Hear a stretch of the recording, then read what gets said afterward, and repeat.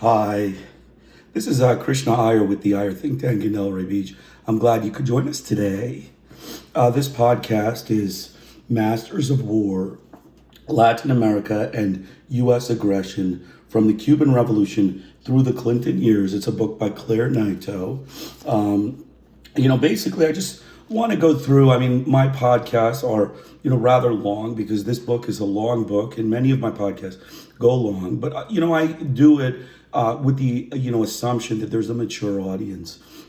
I do it with the assumption that, the people who are watching it are mature, that they, seek knowledge and information about Latin America. Latin America is a big continent with many countries, and without knowing anything about the history of Latin America, you really leave yourself, open to any kind of subversion or, just deceit. Like, people are deceitful.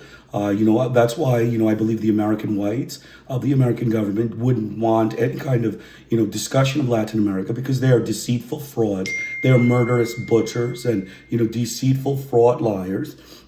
And, basically, the summary of it is that, we have to understand Latin America. It's a huge continent. So that's why I don't expect solicitation. I don't solicit my, my podcast. I just expect a mature audience interested in knowing. I put always the books in the description section. So it's more than just a podcast. It's actually a complete, academic review. You can, get everything you want out of it if you're interested. If you're not interested, I don't, suggest you come. I suggest only people who are mature adults that are interested in discussing and understanding things and improving things for the common man in the third world are to discuss these matters. The whites of Washington, they're immature, fraud, deceitful liars. They're better off murderous butchery. Their actions are more, in line with murderous butchery rather than any kind of historical review or mature, discussion or analysis.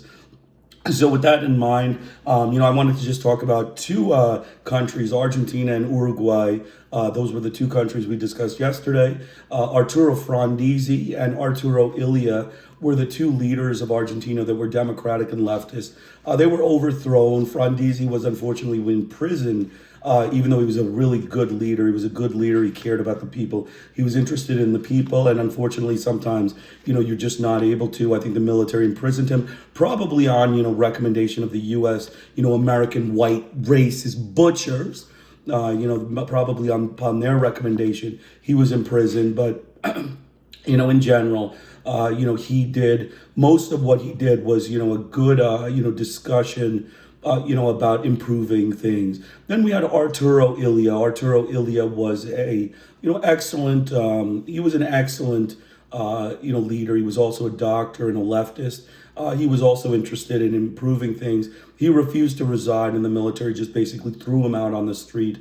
Typical thing, the racist white butchers of Washington. That's their approach to the third world. Throw them onto the street. They are racist, murderous white butchers.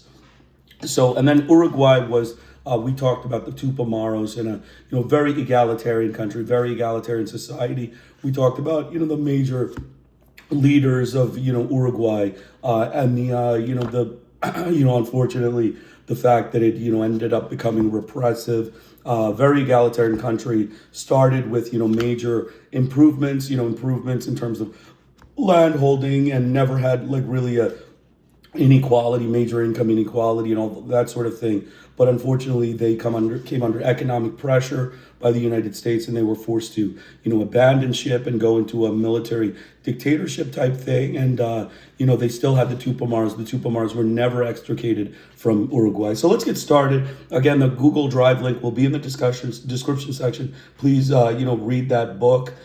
Strongly recommend you read my books that I put upline. We began with Arturo Frondizi, the first democratically elected leader of Argentina.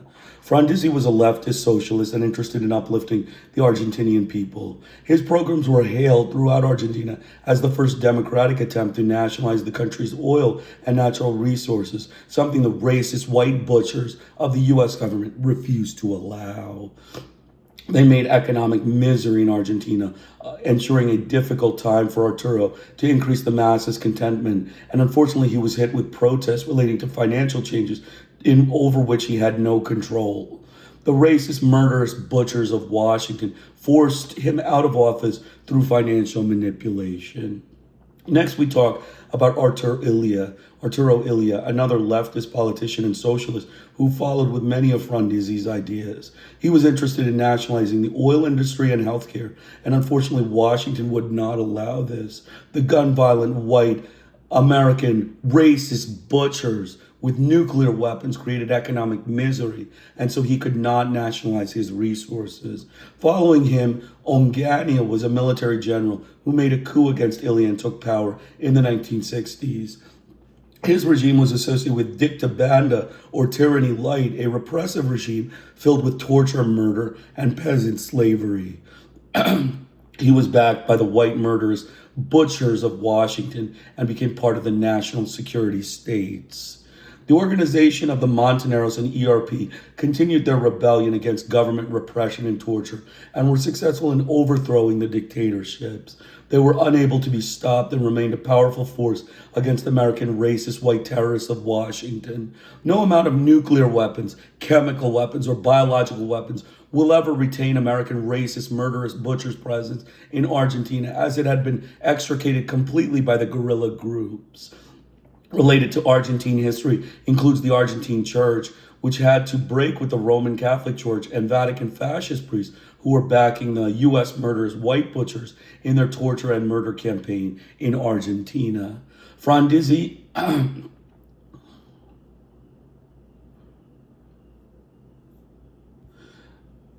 that's it. Those are the two. We already basically we'd already discussed Brazil. The notable aspects of Brazil were that the U.S. government completely involved itself in overthrowing the popular and democratic leader João Goulart in a vicious naval attack as well as an internal coup. Johnson sent the Navy in case of the Brazilian generals had failed in their coup of the democratic leader. Brazil had the flavor of Washington with abundant torture of Hispanics, a fetish that the racist white American murderous butchers of the U.S. government love, with anti-Hispanic torture. The guerrillas in Brazil were not successful in overthrowing dictatorship due to the American white butchers meddling in Brazil's government with hundreds of American officers in Brazil, despite the objections of the Brazilian people and violations of Brazilian law. Uruguay includes a very egalitarian society, which began with social progress and interest in peasant well-being, and one of the first democratic leaders, Justidio, was elected to office in 1966, and he died the following year and was followed by Pacheco. Justidio was democratic and popular, while Pacheco was repressive and followed the white butchers of Washington. In addition, huge guerrilla force was present in Uruguay through the Tupamaros, who created severe problems for the American government in their torture campaigns in Brazil and were interested in getting rid of the murderous imperialist fraud whites of America and their land. They actually succeeded in bringing democracy to the land. And so let's get started. I have a lot to go. Tomorrow I'll include some of the stuff on Venezuela and Peru. We want to get started, and we don't have time to really dilly-dally here. So we're going to start with What About Cuba, Chapter 6. The 1960s and 1970s, Cuba in the international arena. Fidel wanted to unite the revolutionaries of the Third World in opposition to the imperialism and to encourage and ultimately lead revolution throughout Latin America. In January 1966, he convened the first Tricontinental Conference with more than 500 representatives from the national liberation movements of Africa and Asia and the guerrilla movements of Latin America. The organization in solidarity with the peoples of Africa, Asia, and Latin America, OSPAAL, and the Organization de Solidaridad con Latin America, Latin American Solidarity Organization, were both born out of the conference and set up their headquarters in Havana. The Tricontinental Conference reaffirmed the unconditional assistance to the revolutionary and liberation movements and encouragement of their struggle in the Third World. From Bolivia, Che relayed the message to the conference, affirming that true liberation of the people is by way of armed struggle for the most part, and that in Latin America, almost inevitably, it would be a socialist revolution. The salient aspect about the conference was not its anti-Yankee rhetoric, but the anti-Soviet tone, as the United States writer Carla Ann Robbins noted. According to her, Fidel was using this forum to affirm his commitment to the revolutionary armed struggle, which the Kremlin opposed. It went against Khrushchev's policy of peaceful coexistence with the West. This situation caused friction between Cuba and the Soviet Union and controversy between Cuba and Latin America's communist parties. The divergence between the young communists and the leadership of the parties who followed the orthodox Moscow line caused them to split. From these actions emerged the Castro armed groups.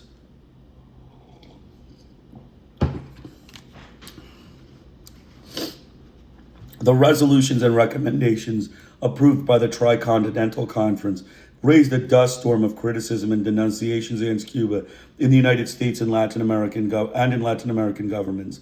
In a letter to the President of the United Nations Security Council, 18 Latin American ambassadors Mexico did not sign denounced the objectives of the conference, stating that it encouraged and triggered violent change in their government and institutions and an attempt against their sovereignty and political stability. It violated international law and the United Nations Charter. In a letter to the United Nations Secretary General, Fidel accused the signers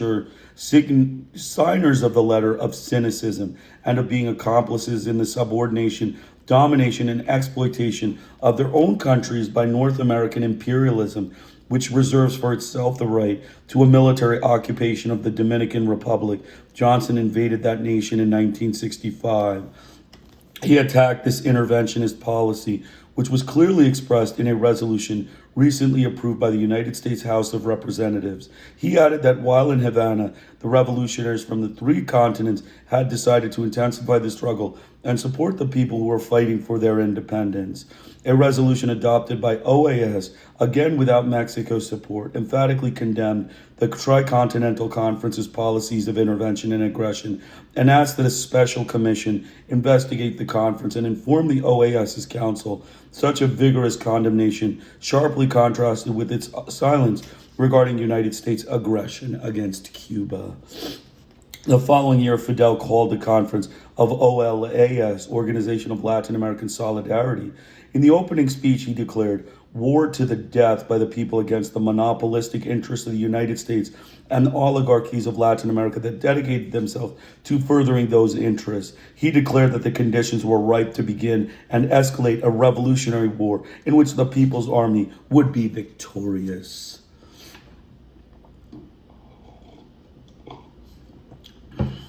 The distant ally.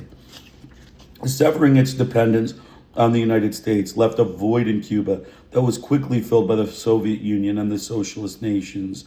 Their relations politically, economically, scientifically, culturally, and militarily grew closer every day. Some analysts maintain that the United States' policies of aggression against Cuba threw Fidel and the revolution into the arms of the Soviet Union and communists. Others claim that Fidel had already established himself as a communist and identified with the Soviet model and policies of anti-imperialism and confrontation with the United States. But at the triumph of the revolution, Fidel was not a communist. His adherence was Marxism-Leninism. His adherence to Marxism-Leninism came later. Relations with the Soviet Union, vital to the further growth of the revolution, did not change the independent line of Fidel's foreign policies. Cuba was not an unconditional ally, nor did it serve as a satellite. During the open and sharp controversy between the Soviet Union and the People's Republic of China, Fidel remained neutral, establishing diplomatic relations with China, which he announced in his first Havana Declaration in 1960. Although Khrushchev called Cuba's policies of support of guerrilla and national liberation movements in the Third World adventurous and pugilist, he nevertheless appreciated Fidel's independence, political clarity, and extraordinary negotiating abilities, which showed him to be a useful ally, according to Tad Solt in his book on Fidel. Still, such independence had its consequences. The Soviet Union took measures in reprisal. It delayed sending oil and signing the commercial exchange agreements, both of which were vitally important to the Cuban governments. I'm going to just make a quick adjustment here. I'm going to just push it back, need a little space to put the book down. So perfect there. The first public break between Havana and Moscow occurred during the crisis over the Soviet missiles in Cuba in October 1962. Fidel expressed his anger to Khrushchev for having made the agreement with Kennedy to withdraw the missiles behind his back. The Cuban leadership learned of the deal from the international cables. He told Khrushchev that Kennedy's promise not to invade Cuba was not enough. Khrushchev should have first have demanded an end to both the embargo and the aggression and the return of the Guantanamo base, which the United States held against the wishes of the Cuban people.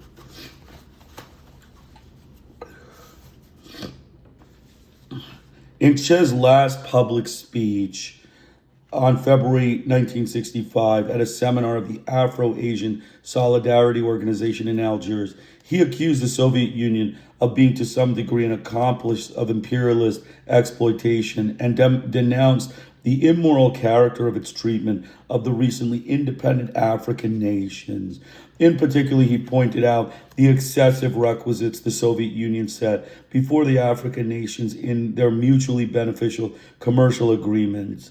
Next to Fidel, Che was the most vigorous voice of the revolutionary government. In March, Fidel also criticized the Soviets for not aiding North Vietnam, a victim of the United States aggression, more effectively, and for not reacting with greater force to the United States bombings that had begun a month earlier. In a communique that appeared in the May 1967 issue of Granma Semanal, the Cuban Communist Party criticized the Soviet Union's policy of peaceful coexistence since it failed to guarantee national integrity, sovereignty, and independence. The article added what sort of coexistence the United States was practicing in Vietnam. In his letter to the Tricontinental Conference, Che noted that Vietnam stood alone. It is not a question of wishing good luck to a country under attack, he noted, but of making its fate your own, standing by it in death or victory. Che alleged that the Soviet Union was as responsible as the United States for Vietnam's fate by refusing to defend it. The Soviet Union, however, did not become involved in the conflict to avoid a confrontation with the United States. On the Cuban calendar, 1967 was marked as the year of heroic Vietnam. To Fidel, Cuba and Vietnam had much in common. Both were small countries fighting against United States imperialism, and both were dangerously isolated, thousands of miles from their allies in the socialist bloc. After the way the Soviets had handled the missile crisis, Fidel feared that the Soviet Union would not protect Cuba. In several speeches, he tried to persuade the Soviet Union into giving crucial support to Vietnam. It would mean survival for both countries. Moscow was not indifferent to Cuba's criticism, and relations between the countries became more complex. The Soviet Union's costly fraternal solidarity brought with it political commitments for Cuba. It was to support the Soviet Union at crucial moments. Cuba was trying to figure out how to do so without giving up its own principles of defense and respect for national sovereignty, independence, and non-intervention. Its trial by fire came in August 1968 when Soviet tanks and 600,000 Warsaw Pact soldiers invaded Prague. This fraternal aid to Czechoslovakia in defense of socialism, as Leonid Brezhnev termed it, violently thwarted the Czech national uprising, the so-called Prague Spring. It marked the beginning of the Brezhnev doctrine of limited sovereignty, which he imposed on the nations of the Soviet bloc. It was as controversial and interventionist as the United States Monroe Doctrine is to Latin America. The Soviet intervention was condemned not only by the European countries, but also by the rest of the Western world. 3 days later, in a televised address, Fidel laid out his government's position. It was a superb intellectual challenge for Fidel's rotund souls, and he handled it superbly. He termed it a flagrant and illegal violation of Czech borders, but presented with the fait accompli, he said, we accept the bitter necessity that required the dispatch of these forces to Czechoslovakia. We do not condemn the socialist countries that took this decision. But he added, as revolutionaries, we have the right to demand that a consistent position be adopted toward all the questions affecting the revolutionary movements in the world. And he added, Will Warsaw Pact divisions be sent to Cuba if Yankee imperialism attack our country? Question mark. In this fashion, continued Soles, Castro demanded his solidarity with the intervention in defense of socialism and put the Soviet Union in a position of having to defend Cuba militarily in case of an attack by the United States.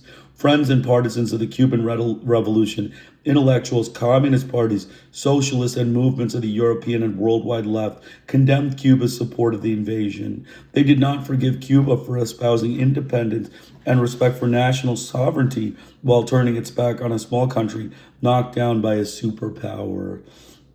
In 1968 and 1969, Cuba's foreign policy changed. Its independent line was swallowed by unavoidable commitments with its principal ally. Though the Cuban leadership managed this situation with undeniable skill, it appeared to the world that Cuba was sinking into the Soviet orbit as the most peculiar and erratic of its allies. Always direct and stubborn, Fidel was an enigma to the Kremlin, or so claimed Anatoly Dobrynin, the Soviet ambassador in Washington from the Kennedy and to the Reagan administrations. It was a long period of intense Cold War. On repeated occasions, Fidel pointed out with gratitude the fundamental contribution of the Soviet Union and the socialist countries to the development of the economic, industrial, technical, and scientific sectors of his country. The revolution, he declared, would not have survived without it. In January 1969, at the 10th anniversary celebration of the triumph of the revolution, while acknowledging the importance of foreign aid, Fidel also referred to differences between Cuba and the Soviet Union. At times, and on certain questions, we have different criteria, and we have expressed them with all honesty, but at the same time, this very honesty obliges us to proclaim that their assistance was decisive for this country during difficult times. He noted the provision of foodstuffs when production was low, free military aid when threats were great, and specialized personnel when Cuba lacked technicians.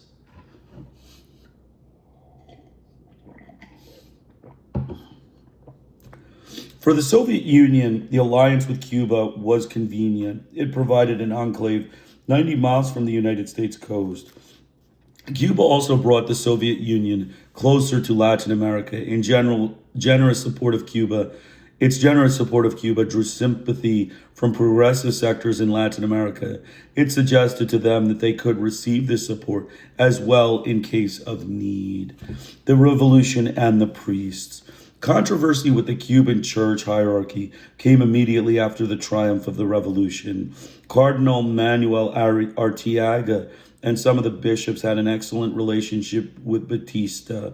In turn, Batista and his second wife, Marta Fernandez, were generous contributors to the church. The hierarchy never said a word against the regime's brutality, in spite of the fact that priests and members of religious orders were arrested and tortured. This changed when Batista began to lose his footing.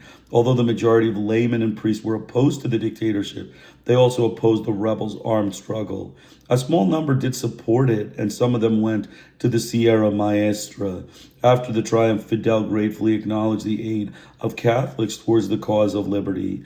Many priests jubilantly saluted the victory of the revolution. The auxiliary bishop of Havana and the director of the most important Catholic magazine defended revolutionary justice when Cuba was attacked in the world press for the execution of Batista's men after having been judged by the people.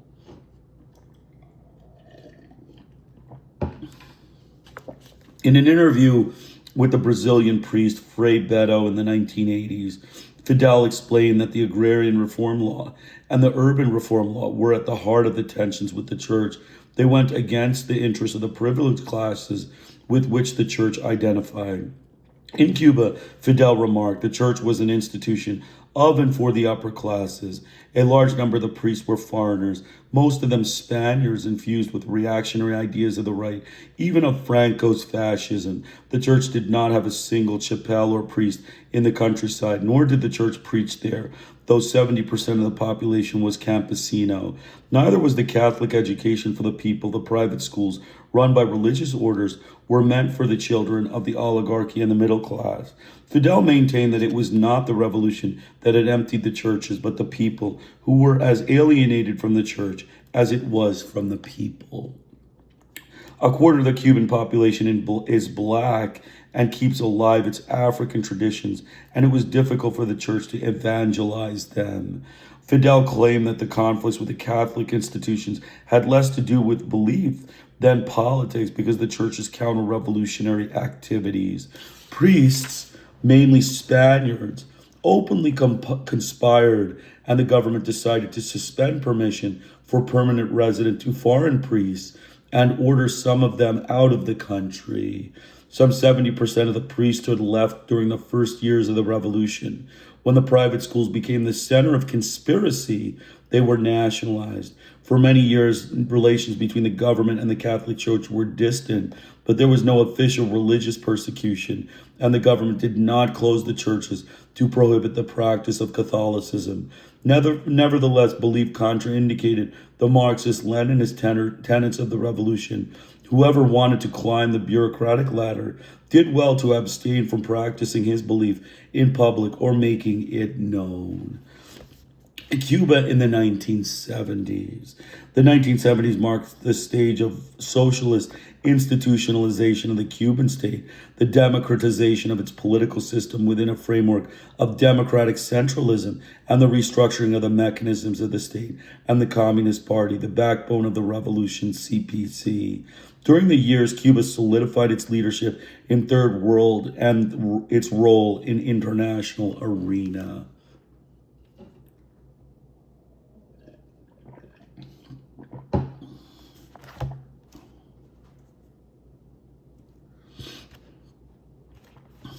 In 1970, the CPC leadership reorganized, restructured, and strengthened the party to concern itself with plans for national development and its functions within the state. It enlarged the secretariat, created regional departments, including one for the Americas, and increased the number of members of the Central Committee. In 5 years, the party doubled its active membership. In June and July 1974, it tested popular power in elections to the Municipal Assembly for Matanzas province. For the first time, the vote was direct and secret. In 1975, the first Congress of the CPC met. This was an event of extraordinary importance for the country, and in February 1976, the Cuban people approved the new national construction in a popular referendum. The test had been discussed for a year in people's organizations throughout the country. December 1976 brought the first series of meetings of the National Assembly of the People's Power, ANPP, the supreme organ of state power and the expression of the sovereign will of all working people, Article 57 of the new Constitution. At this session, the highest governing body, the State Council, was elected. Fidel was re-elected president with Raul Castro as first vice president. The State Council designated the Council of Ministers, the People's Supreme Court, and the Attorneys General, and approved a new political administrative division, 14 provinces instead of 8, and reduced the number of townships. In 1977, the year of institutionalization, all these newly approved measures were put into effect. Elections were held throughout the country, and for the first time, the people elected their representatives in the municipal, provincial, and national assemblies. Fidel confirmed that this was the most important step in the whole process. But the decade opened with the failure of the 10 million ton sugar harvest, a plan Castro had launched the previous year called the Year of Heroic Effort. In May, he announced that the goal had not been met. The 8 million tons produced was still a record. For an entire year, more than 500,000 technicians, workers, students, and teachers left their office and workplaces to cut cane. Volunteer brigades from abroad came to Cuba to help. Fidel and the top leadership set the example, machete in hand, under the hot sun. The grave economic situation the country was experiencing because of errors, failures, low production, because of absenteeism and administrative slovenliness, enormous losses in the fishing and farming industries caused by Hurricane Inez in 1967, a severe drought, and the international economic picture all made it critical for Cuba to reach the goal set for the sugar harvest. But the price of sugar fell in foreign markets. Short on cash, Cuba was forced to reduce the importation of essential goods from the capitalist world, unobtainable from the socialist countries. Fidel spoke of the agony of the country. On July 26, 1970, for the 17th anniversary of the attack on the Moncada barracks, a profoundly depressed Fidel delivered a speech in which he declared that the leadership, not the Republic people, had lost the battle over sugar. He recognized that the heroic effort had caused imbalance in the economy. Other industries had been abandoned, resulting in lower production in important sectors. He announced that the difficulties would increase in the coming years, and he spoke of stepping down. The people's morale plummeted, while social problems and the incidence of delinquency rose. In 1975, during his report to the First Congress of the CPC, Fidel noted important economic advances in the five-year plan in different branches of industry and production, and in the most important sectors of health and education. Today, we may proclaim with pride, he said, that we are a country without unemployment, without racial discrimination, without hunger or beggars, without prostitution, without drugs, without illiteracy, without barefoot children who cannot get to school, without slums of the indigents, and without sick people abandoned to their fate. Our public education and health systems are models of social success, which are the cause of much admiration throughout the world. The situation marked a sharp contrast with the prevailing conditions in Latin America.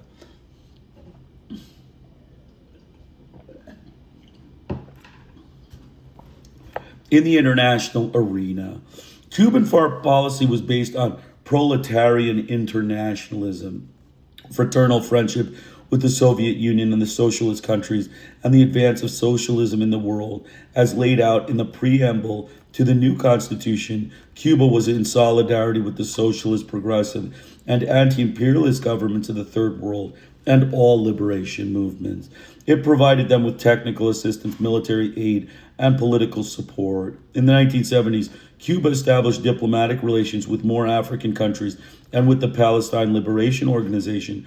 During the mid-1970s, it had programs of cooperation with 17 countries of Africa, with 37 countries of Africa, Asia, and Latin America. Cuba sent thousands of advisors, especially to Africa, to assist in basic areas of development, and thousands of young people from these countries received free education in Cuba. Cuba's foreign policy was one that indulged in long projections. Jorge Dominguez, a Cuban professor at Harvard University, considered it to be the policy of the great power in spite of Cuba's small size. Its influence extended to several continents, transcended its reduced continental orbit, and was not confined to relations with the Soviet bloc, although it was vital to Cuba's development and defense. In 1972, Cuba joined the Council of Mutual Economic Assistance, COMECON, the economic organ of the Soviet bloc, and developed its economy as an integral part of its market. It exported tropical products to these countries. Trade with them rose to 85% of total exports. In 1976, Cuba signed a new five-year pact with the Soviet Union, which doubled the economic and technical aid Cuba received. Cuban policy toward Latin America changed direction during the 1970s. It abandoned support for insurgent movements and sought to move closer to the governments. We are in this hemisphere, on this side of the Atlantic. We are Latin Americans. We believe that one day we will be politically and economically integrated with the rest of the peoples of Latin America, Fidel proclaimed in a 1972 speech. With the election of the former president of Ecuador, Galo Plaza, as Secretary General of the OAS in 1970, a movement favorable to Cuba began with the adoption of so-called ideologic pluralism in Latin America. In 1971, Peru, under Velasco Alvarado, proposed lifting the sanctions, but could not prevail since Washington controlled a majority. The following year, the OAS approved a resolution calling for the re-examination of the embargo in diplomatic relations with Cuba by 14 votes in favor, 8 abstentions, including the United States, and none against. In 1974, Colombia, under Lopez Michelson, requested a meeting of the consultative body to study the lifting of the embargo. This also failed to obtain the needed majority. Only in 1975 were the sanctions lifted by a vote of 16-4, including the United States under Gerald Ford, 3 against Chile, Paraguay, and Uruguay, all under military dictatorships, and 2 abstentions, Nicaragua and Brazil, also under dictatorships. Washington warned that its policies toward Cuba depended on change of attitude on Castro's part, essentially in its foreign policies. The United States would not tolerate the Cuban presence in Africa, although several countries were in favor of Cuba rejoining the OAS. Cuba was not interested because the United States controlled the organization. Cuba wanted a regional organization that excluded the United States. In 1970, Cuba's isolation from the continent began to evaporate when Chile under Salvador Allende and Peru under Velasco Alvarado reestablished relations. In 1974-1975, they were followed by Argentina under Juan Domingo Perón, Venezuela under Carlos Andre Perez, Colombia under Alfonso Lopez Michelson, and Panama under General Omar Torrijos. Barbados, Trinidad and Tobago, Guyana, and Jamaica, former British colonies that had gained their independence during the 1960s, opened embassies in Havana. In 1975, the ad hoc Latin American group in the United Nations invited Cuba to rejoin.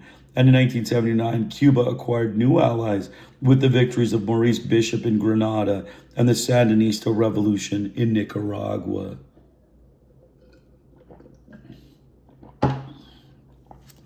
The economic embargo began to crack. In 1970, President Eduardo Frei of Chile signed a commercial treaty with Cuba for $11 million. In 1973, Hector Camporo, president of Argentina, granted Cuba credits amounting to $1.2 billion, and the following year, Argentina businessmen signed commercial pacts with Cuba for $100 million. In 1975, Mexican President Luis Echevarria granted it credits of $20 million for the purchase of machinery, equipment, and other Mexican products. And shortly thereafter, Mexico signed agreements of cooperation worth some $1.2 billion in areas of industry, agriculture, and tourism. The embargo from Western Europe also crumbled. In 1975, Great Britain sent a commercial mission to Cuba, and Spain signed a 4-year commercial pact. In 1972, the foreign ministers of the European Economic Community, EEC, agreed to extend commercial preferences to countries of the Third World, including Cuba. Between 1971 and 1975, Cuban imports from these countries accounted to 49% of its total trade. The commercial agreements, bank credits, and loans with the Western powers were possible because Cuba boasted a solid credit rating. In January 1975, the Federal Republic of Germany established diplomatic relations with Cuba. By the mid-1970s, Cuba's prestige in the Third World was at its peak, principally because of the crucial role Cuban troops with Soviet support played in the triumph of Angola and Ethiopia against their aggressors of the United States. With the support of the non-aligned nations, they represented 2/3 of the United Nations membership. Cuba became the host of the 6th Summit, and Fidel became president of the movements for 3 crucial years. Together in Africa. From the Cuban leader, Africa was the continent with the greatest possibilities for spread of socialism. Cuban aid to progressive countries and liberation movements was broad and generous. In 1960, it sent arms and a medical team to the Algerian National Liberation Movement, led by Ahmed Ben Bella. Once Algeria was independent of France, Cuba installed a guerrilla training camp and sent a battalion to aid it in its territorial war against Morocco. Cuba also built military training camps in Ghana and Guinea. It maintained a kind of Praetorian Guard of 500 men in Guinea to defend President Sékou Touré, who was threatened by internal instability promoted by the opposition. Fidel and Che made long trips to Africa. Che visited 8 countries in 1965 on a 3-month mission. He aimed to further their political, economic, and military union and strengthen their struggle against colonialism and imperialism. After this trip, when he made contact with Agostinho Neto, the leader of the Movimento Popular de Liberación de Angola, MPLA, People's Movement for the Liberation of Angola, in exile in Brazzaville in the Congo, Cuba began sending him arms and advisors. It did the same for Frelimo, a liberation movement in Mozambique. Che became involved with the Congolese guerrillas in their fight against President Mozi Shambi. Cuba sent 200 soldiers and weapons. They pulled out when the guerrillas asked them to, so that the guerrillas could sign an armistice with the new government. In 1972, Fidel made a long official tour. It lasted 63 days to 6 African countries, South Yemen, countries of Eastern Europe, and Moscow. In Africa, he was received with massive popular demonstrations and expressions of personal admiration and solidarity with the revolution on the part of the leaders. In some countries, there were ribbon-cutting ceremonies for projects realized with Cuban assistance and named for Fidel. The joint communiques were emotional, revolutionary, and anti-imperialist declarations condemning United States policies concerning Cuba and Vietnam and the racist regimes of Rhodesia, Namibia, and South Africa with its policy of apartheid. They also supported the reunification of Korea and the struggle of the Palestinian people and condemned Israel's occupation of Arab lands. They also expressed support for President Salvador Allende of Chile, the nationalist policies of the Peruvian military governments, and the struggle of the Panamanian people to regain the Panama Canal. Although Havana and Moscow's positions in the international arena were not identical, both found areas of mutual interest and benefit in Africa. Their plans were compatible, if not complementary. Cuba was not a Soviet pawn, as Washington claimed. On the contrary, it was Cuba that was able to bring the Soviet Union into the Angolan War and later into Ethiopia's war against Somalia. Without Soviet help, it would have been impossible to realize such ambitious military operations. Cuba opened the way for the Soviet Union, whose indirect aid of arms and advisors were well received and served to improve the Soviet image in Africa. Cuba's military aid to the MPLA, the first Angolan independence movement, began in 1965 after Che's visit to Africa. Cuba sent 12 military advisors to the Congo, where MPLA leader Agostinho Neto sought asylum. When South African troops invaded Angola in October 1975, Neto asked for urgent assistance from Cuba and the Soviet Union. The next day, Cuba launched Operation Carlotta, and the Soviet Union began sending arms and advisors. A battalion of 18,000 Cuban soldiers arrived secretly by air and sea. At this point, the South African troops were 15 miles from Luanda, and the United States was already giving arms and instructions to the Angolan National Liberation Front, FNLNA, led by the Halden Roberto, and the National Union for Total Independence of Angola, headed by Jonas Savimbi, the racist whites of Washington. Aid from the superpowers and Cuba internationalized the Angolan conflict, making it an occasion for confrontation in the context of the Cold War. On November 11, 1975, Portugal pulled out and Neto declared the independence of the Angolan People's Republic. More than 30 countries recognized the new nations. The United States Congress prohibited further aid to the FNLA and UNITA, which were on the verge of disintegrating. The following month, 36,000 Cuban soldiers and the Angolan army carried the fight on 4 fronts and forced the South African troops to leave the country. In March 1976, the last of the troops left. Angola's triumph with Cuba's crucial help and the rout of racist South Africa were applauded in Africa. It was an African garand, remarked Fidel, referring to Cuba's victory over the United States at the Bay of Pigs. Fidel went to Conakry at the invitation of Sékou Touré to celebrate his victory in the company of Agostinho Neto and Luis Cabral, president of the Guinea-Bissau. At a massive demonstration These leaders expressed their gratitude to Fidel for Cuba's international aid to the African countries. In June 1976, the United States vetoed Angola's admission to the United Nations. Angola's war against South Africa and UNITA, which were supported by South Africa and the United States, continued, lasting a total of 12 years. Cuba maintained an average of 40,000 combat soldiers there, and the Soviet Union continued to send arms and military advisors. This was a coordinated Cuban and Soviet operation in Angola, but it was the Cubans who served as the leaders. In 1976, while referring to the presence of Cuban soldiers in Angola and maintaining Cuba's solidarity with Africa at the CPC's First Congress in 1975, Fidel complained, "We are Afro-Latino nation." South Africa's aggression against Angola was repeatedly condemned by the United Nations Security Council, which often called for South Africa to pull out its forces. The government in Pretoria ignored these requests. South Africa's brutal bombing caused enormous destruction and numerous deaths among the civilian population. Cubans also died. The war ended in March 1988. After 3 months of fierce combat in Quito, Cuernavaca, the Cuban and Angolan troops defeated the South Africans and forced their withdrawal. It was a triumph for the Cuban troops, since they were the ones who had led the fighting from the beginning of the war.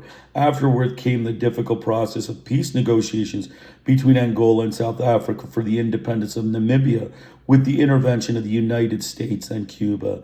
The negotiations began in May. By August, two tripartite accords, one on the withdrawal of South African and Cuban troops from Angola, and the other on the independence of Namibia, were concluded. They were signed at the United Nations in December. In January 1989, Cuba began to withdraw its troops amid warm demonstrations of affection and gratitude from the Angolan people. Cuba asked to risk the prestige of the revolution on this war. Fidel remarks, since defeat would have carried an enormous political cost within and outside the country. For an entire year, the Cuban leader dedicated himself to leading the fight from afar until the defeat of South Africa was assured, the only way of achieving peace. But peace did not come. UNITA kept fighting. In 1990, Angola's president, Eduardo dos Santos, accused the United States of continuing its support for UNITA. The last Cuban soldiers left in May 1991, a week before dos Santos and Savimbi signed a peace agreement. In 1977, Cuba involved its troops in another African conflict. Lieutenant Colonel Mengistu Haile Mariam, the Ethiopian head of state, asked for its help when Somalia invaded the Ogaden province. This was another joint operation with between Cuba and the Soviet Union. President Carter warned Cuba that this intervention was an obstacle to the normalization of their relations. The same month, the United States and Cuba agreed to open intersection offices in Washington and Havana. Fidel asked by what right Carter issued such a warning when United States troops were stationed in Guantanamo. It would be ridiculous, he declared, for Cuba to be demanded the withdrawal of the United States troops from the Philippines, Turkey, Greece, South Korea, or any country as a precondition for improving relations. In February 1978, 20,000 Cuban advisors arrived in Ethiopia along with Soviet weapons and military advisors. A month later, the Cuban and Ethiopian troops, led by Soviet general, forced the Somali troops out of Ogden. Carter accused Cuba of being a Soviet pawn in Africa. Cuba intervened in Ethiopian conflict with Somalia. Both were members of the non-aligned bloc, caused further problems. Somalia severed relations with Cuba, and Marshal Tito of Yugoslavia, a pillar of the non-aligned movement, accused Cuba of aiding Soviet expansionism in Africa. Tito had been a severe critic of Cuba's alliance with the Soviet Union and Fidel's efforts to persuade the non-aligned nations to accept the Soviet bloc as their natural allies, since such a change would nullify the movement's neutrality in regard to the two blocs. This was one of the reasons Yugoslavia cited in opposing the sixth non-aligned summit meeting held in Havana. Such critiques weakened Cuba on the eve of the summit, so vital to its aspirations to leadership of the Third World. The United States Congress and government rained criticisms on Cuba, and Carter again warned that Cuba's military presence in Africa was an obstacle to the normalization of relations. Zbigniew Brzezinski, the national security advisor and an opponent of easing tensions with Cuba, counseled Carter to harden his stance. Brzezinski saw the situation in the context of the East-West conflict and detente with the Soviet Union. He held that Cuba threatens vital United States interests in Africa, and he did not exclude the possibility of United States military intervention on the island. He did not hesitate to distort and manipulate CIA reports to show that Cuba was increasing the number of its troops in Angola and Ethiopia. Secretary of State Cyrus Vance did not agree with Brzezinski. He thought it was dangerous to convert the question of Ethiopia into a confrontation between the superpowers. He declared that the United States could not force the withdrawal from Africa of Soviets and Cubans, who furthermore did not constitute a danger to United States interests on the continent or anywhere else in the third world. Other than issuing strong declarations condemning Cuba, Carter did not modify his policies. The United States and Cuba. Richard Nixon continued the policy of aggression towards Cuba, seeking to isolate it politically and diplomatically. He continued the economic embargo and the CIA's covert operations to which he seemed addicted, including its attempts to assassinate Fidel. In 1971, there was an attempt on his life while on a visit to Chile. Despite these tactics and Nixon's aggressive anti-Cuban rhetoric, there was a relative easing of tensions during his administration. The priorities of his foreign policy were the great powers, the Soviet Union and the People's Republic of China, and the Vietnam War. He knew that the United States was losing the war and that it was immensely unpopular. In February 1970, in a speech to Congress laying out his foreign policy, Nixon did not mention Cuba. It was a secondary problem compared with the growing nationalism in Latin America. Chile and Peru were expropriating powerful United States corporations. Nixon did not impose sanctions on Peru for fear that it would follow the same path of Cuba. Henry Kissinger, who was the Nixon administration's leading voice on foreign policy, recommended keeping a low profile when it came to Latin America. It was pragmatic advice for the United States that was becoming more isolated every day.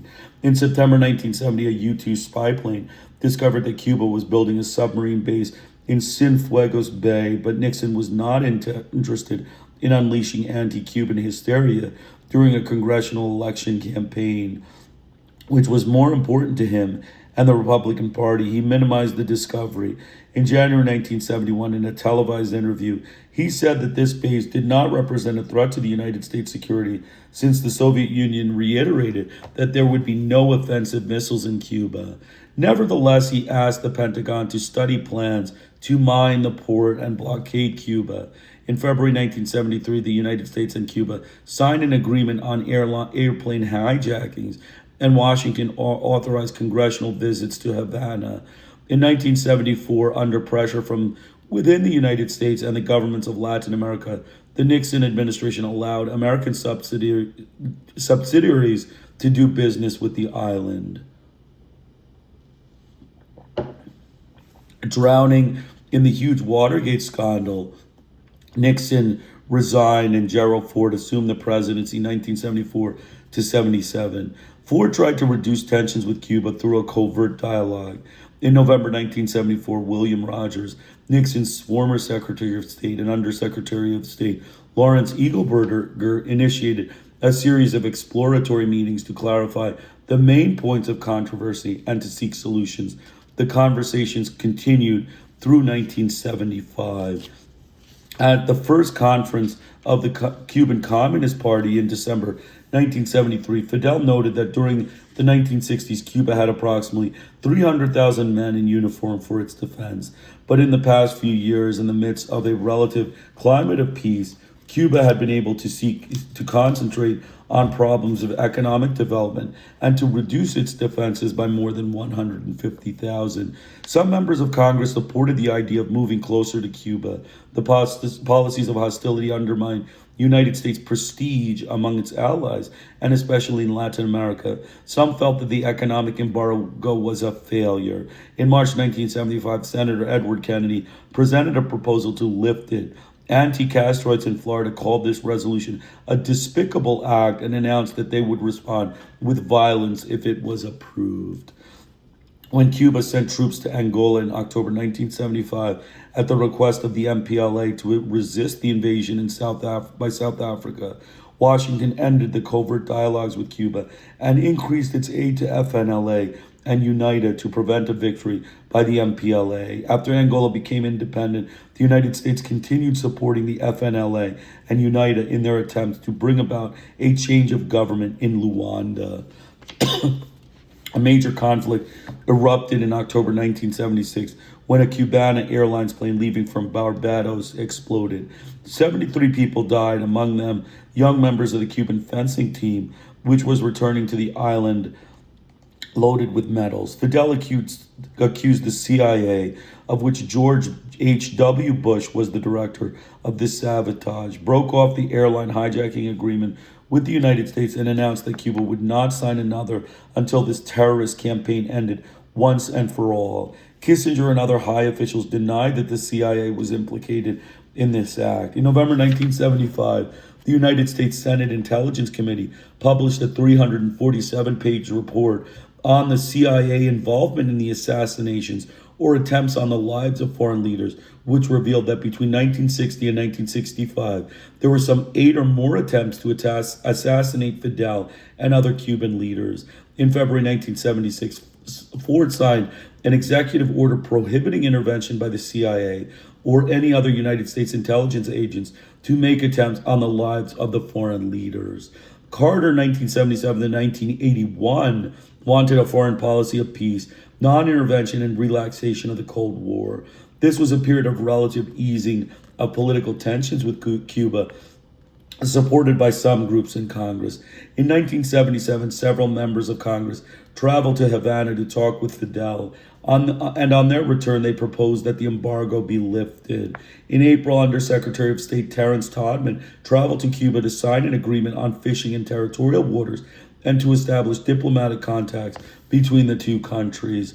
In September, the interest sections offices were opened in Washington and Havana and the Swiss and Jacques embassies, respectively. Secretary of State Cyrus Vance told the Senate Foreign Relations Committee that he believed it necessary to remove the obstacles to normalization of relations. Carter made such normalization conditional on an improvement in the human rights situation, the release of political prisoners, the withdrawal of troops from Angola, suspension of Cuban interference in the internal affairs of the hemisphere, and compensation for United States citizens whose property was confiscated by the Cuban government. Fidel replied that he would agree to the repayments when and if the United States agreed to compensate Cuba for the damage caused by the embargo. Carter did not renew the ban on the United States citizens traveling to Cuba, as was required every 6 months. He lifted the prohibition on using dollars in Cuba, suspended the spy flights through satellite surveillance was continued, and allowed charter flights between Miami and Havana. In 1975, he authorized Cuban residents in the United States to travel to Cuba. This was the family reunion plan promoted by powerful Cuban exiles in the United States and agreed upon by the Cuban government. In Cuba, Carter's policy in defense of human rights focused on the release of political prisoners. In 1978 and 1979, Cuba freed around 4,000, leaving 250 in prison. The United States Interest Office served as a channel for obtaining these prisoners' freedom, as well as the freedom of United States citizens being held in Cuba. In May 1978, Washington accused Cuba of having encouraged Katangans exiled in Angola to invade Shaba, Katanga, a Zaire province of the Congo, immensely rich in minerals. Chancellor Lady Isidora Malmerca of Cuba emphatically denied the truth of this accusation. Although Brzezinski and the CIA Director Admiral Stansfield Turner claimed that the evidence against Cuba was overwhelming. A Senate committee of investigation concluded that the CIA evidence was not convincing. Publicly, Castro claimed that he himself had warned the United States about a possible uprising in Katanga.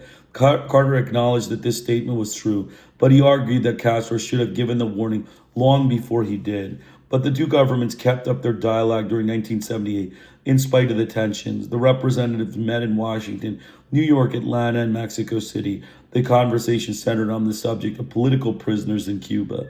They would remain limited to this topic until Cuba pulled its troops out of Africa. In June, the Senate approved the resolution that demanded the severance of all ties with Cuba, meaning the withdrawal of the United States Interest Office in Havana. The State Department opposed this resolution since it would adversely affect the United States interests. In mid-August 1979, Brzezinski made public a CIA report on the discovery of a Soviet combat brigade in Cuba. Carter made a public accusation in September, coinciding with the Sixth Summit of the Non-Aligned Nations in Havana, and ordered the U-2 flights over Cuba to resume.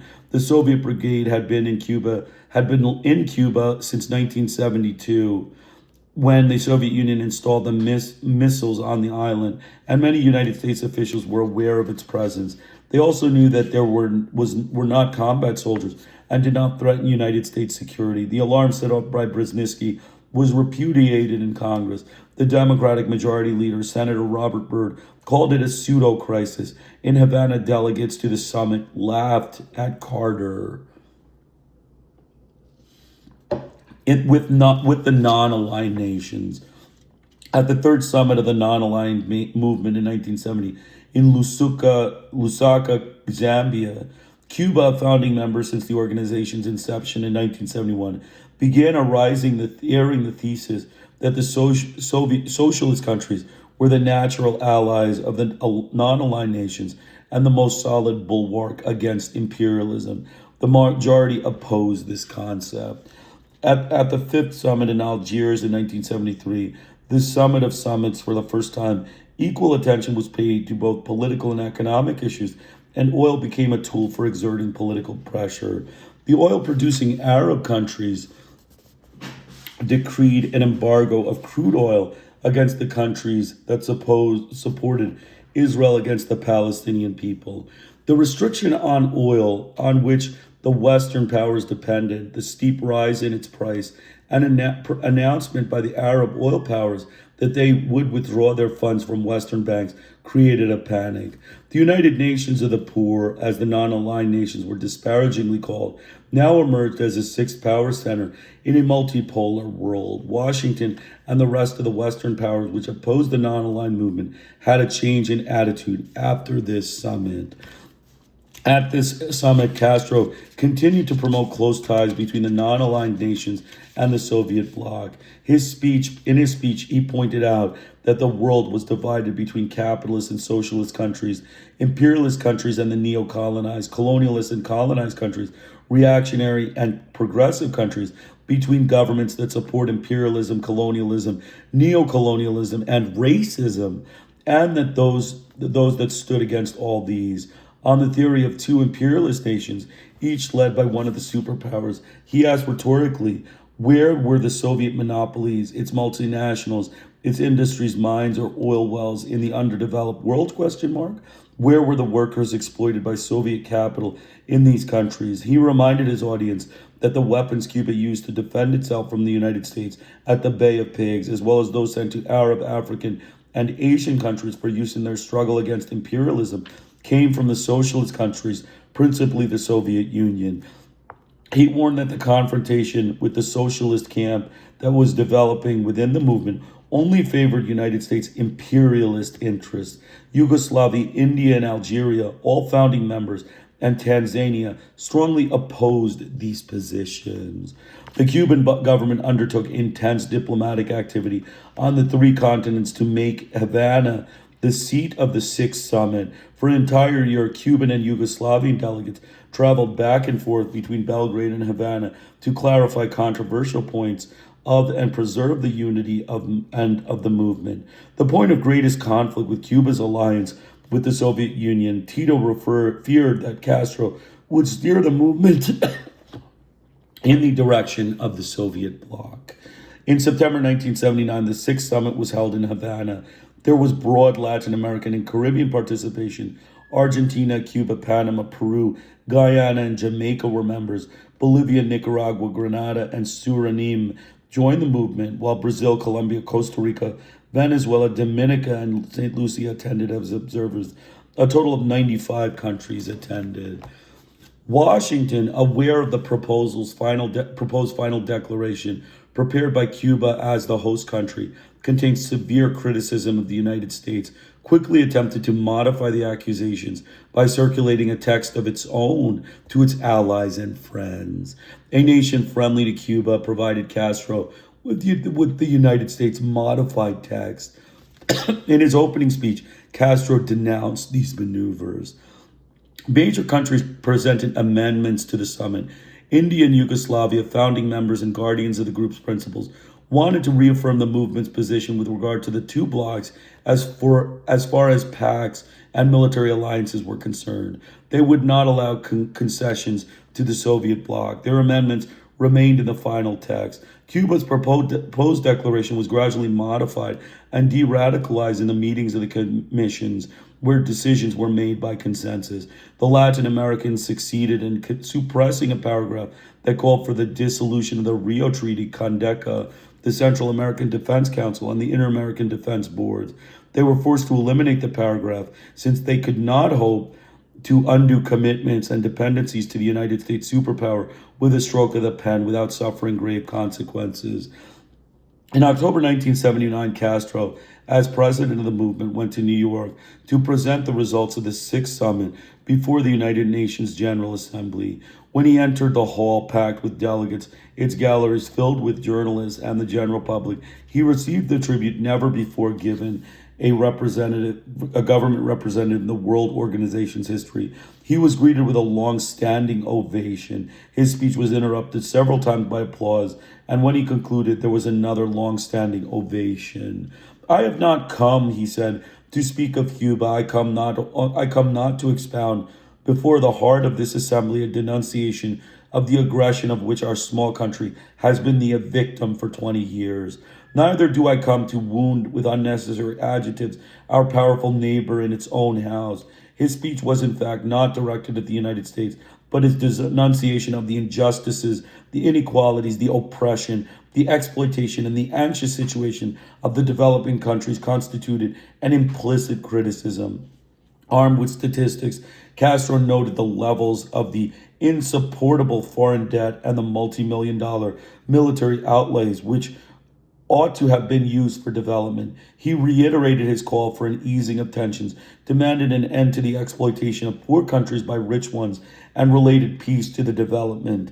In conclusion, he said, "Let us say farewell to arms, and let us devote ourselves to, like civilized nations, to the most demanding problems of our times. This is our most sacred responsibility and duty.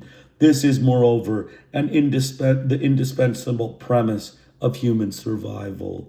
When the Soviets invaded Afghanistan, Cuba did not condemn them, but its ambassador to the United Nations, Raul Khoury, interpreted the invasion as another confrontation between imperialism and the socialists. The position lost him credibility, and not only among the non-aligned nations. Most of the delegates criticized him harshly. Cuba was once again called Moscow's pawn by the United States government. Mariel. In the end of 1970s was extremely difficult for Cuba, both at home and abroad. The economic situation was critical, and Castro asked for sacrifices from the people. He declared that Cuba needed to focus its efforts on industrialization. In December, at a closed session of the National Assembly of People's Power, its deliberations were leaked and published in the United States press. Castro enumerated the grave difficulties, the sharp drop in sugar prices on foreign markets, the decrease in imports from capitalist countries because of the shortage of foreign exchange, the fact that the socialist countries sent products that were not essential or even needed. He said it was impossible to predict what would happen in the next 5 years. He noted that the serious agrarian problems caused by sugar cane plagues, they affected 1/3 of production. Tobacco blights, they destroyed 90% of the production. And African swine fever, all pigs had to be slaughtered. All these catastrophes were under control, but Castro said that they came strangely simultaneously and accused the United States of introducing them. This was biological warfare. Discontent was mounting as a result of the economic crisis. In addition, there were tensions caused by the hundreds of former political prisoners who had been promised but had yet to receive immigration visas from the United States. This delay was intentional to elicit an internal malaise, alleged Castro. The family reunion plan was also creating pressure because not everyone agreed with it, some for the reasons of morality and revolutionary ideals. They did not accept that those whom they had always fought, whom they called worms for having abandoned the country and betrayed the revolution, and who allowed themselves to be used in terrorist actions against Cuba in collaboration with the enemy, should be welcomed on the island. Others objected because they thought it unfair that those with family in the United States should have the privilege of receiving goods the population as a whole lacked.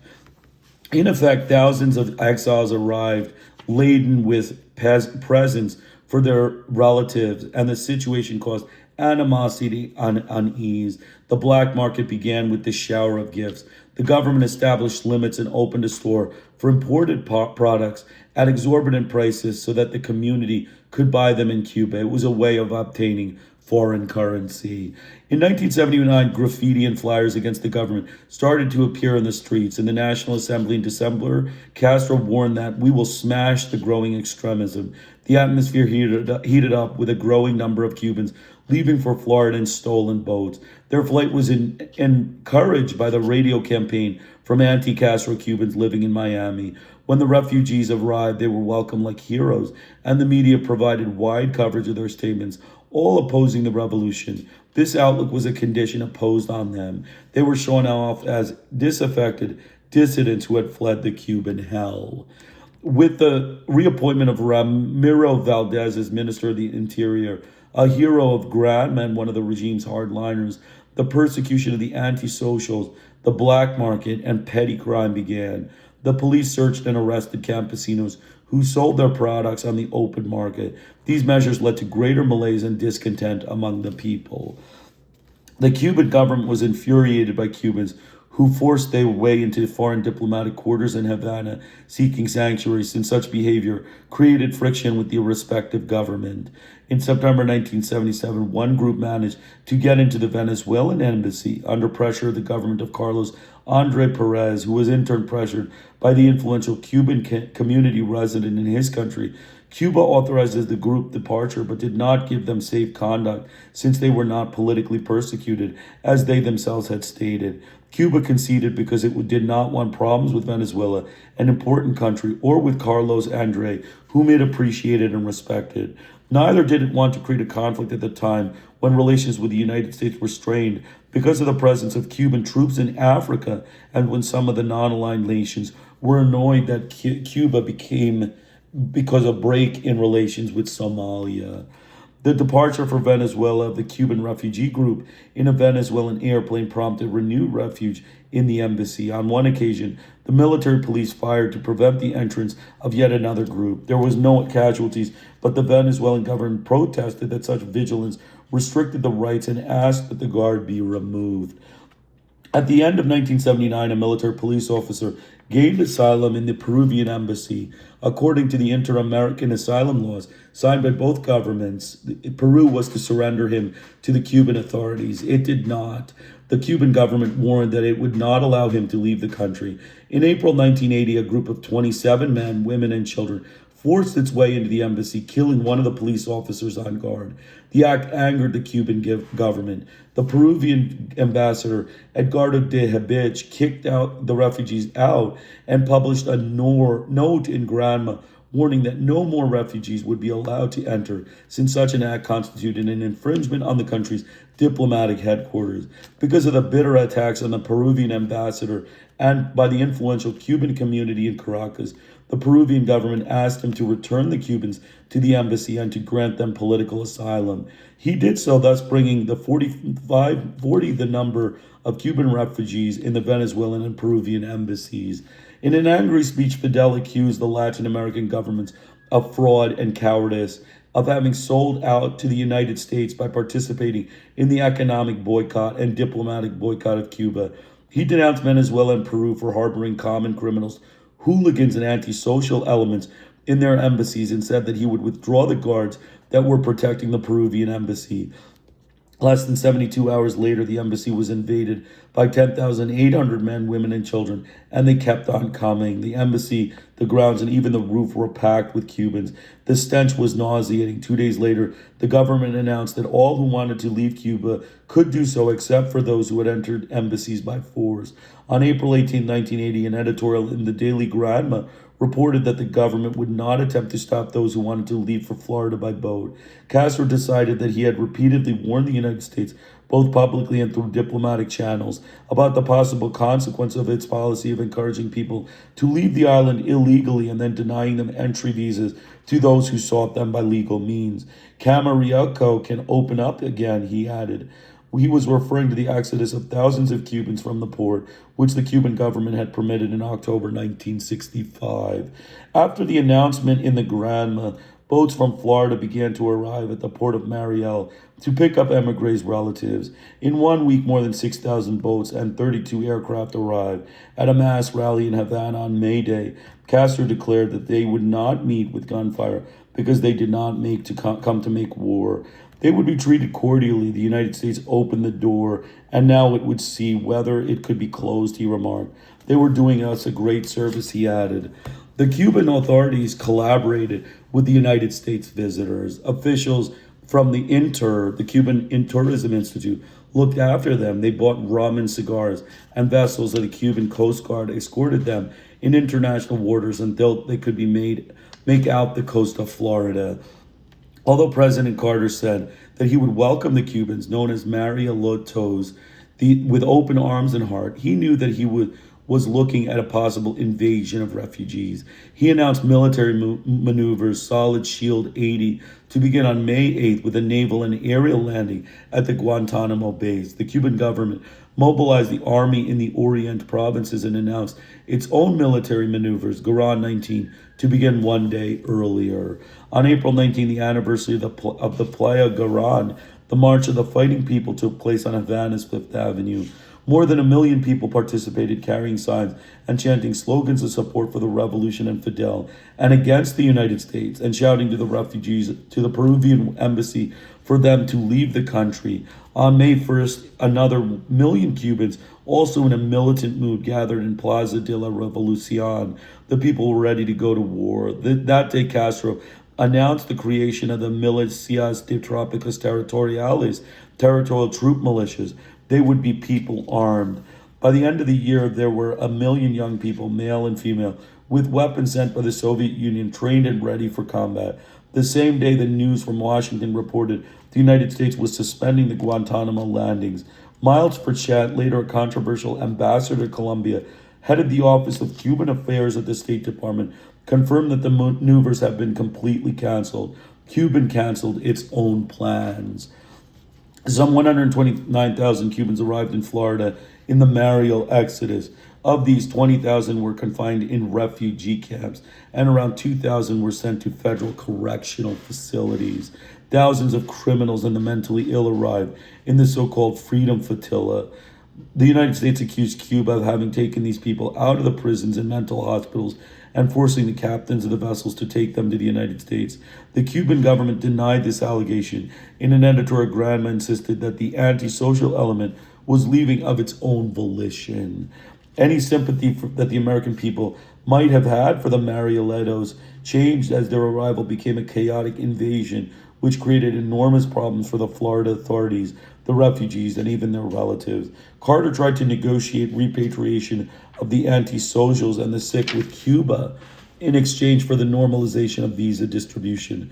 The Cuban government said it would study it case by case and accept only those who wanted to come back voluntarily, but no one did. The conclusion of this episode, which originated in the erroneous and arrogant policies of the United States in encouraging refugees in an effort to cripple the revolution, was a severe blow for the Carter administration and United States esteem. According to opinion polls, 62% of Americans were convinced that Fidel made a fool of their great nation. The party's over. The Mariel exodus could have alarmed the Cuban government because of its size. It served, however, as an escape hatch for internal tensions. The swell of the illegals had reached Florida because the Miami anti-Castroites encouraged the exodus with their aggressive campaign, and the United States government, pressured by this vociferous community, had to accept the results. The more serious consequences were to Carter's government because of internal conflicts between the authorities and the people in Florida, and the most worrisome part was that there was no end in sight for the exodus. Carter's many international failures had created a national mood of extreme frustration and humiliation. The American hostages remained in the hands of their captors. In Iran. Soviet troops were still in Afghanistan, and Moscow had installed a friendly government without the United States being able to exact reprisals. The Mariel invasion, with its numerous and overwhelming problems, was the final blow to Carter's hopes for re-election. The victory by Ronald Reagan was the triumph of the right, which would have immediate and grave implications for Latin America. His election is a threat to the continent, a threat to peace, warned Castro. So basically, that's it. That's one chapter. That's basically what about Cuba. I'm going to make some comments. So we see a very important thing is to understand the Cuban support of the Angolan, Angolan guerrilla forces. Angola is a colony of Portugal. The United States racist, white, murderous butchers, are pro-South African, pro-apartheid, and pro-colonial oppression of the people of Angola. And so the United States, when, Cuba was sending troops into Angola, it was fighting with South Africa. Remember, the racist regime of South Africa, the apartheid murderous regime of South Africa was, fighting against the Angolan rebels. So basically, Cuba sent forces, to take away the U.S. government's, racist aid to South Africa. The American government and the South African government, as we learned in a book, Apartheid Axis, the United States and South Africa, there's a special understanding between these two countries, and basically, the United States supported South Africa in every way and encouraged its apartheid, encouraged murder of blacks, torture of blacks, imprisonment, arbitrary imprisonment of blacks. Cuba's military aid to the MPLA, which was the first Angolan independence movement, began in 1965. November 11, 1975, Portugal pulled out. So Portugal was originally the leader of South Africa. It was a fascist colonial butcher dictatorship, and the regime of Portugal pulled out of Angola. But after that, there was FNLA and UNITA.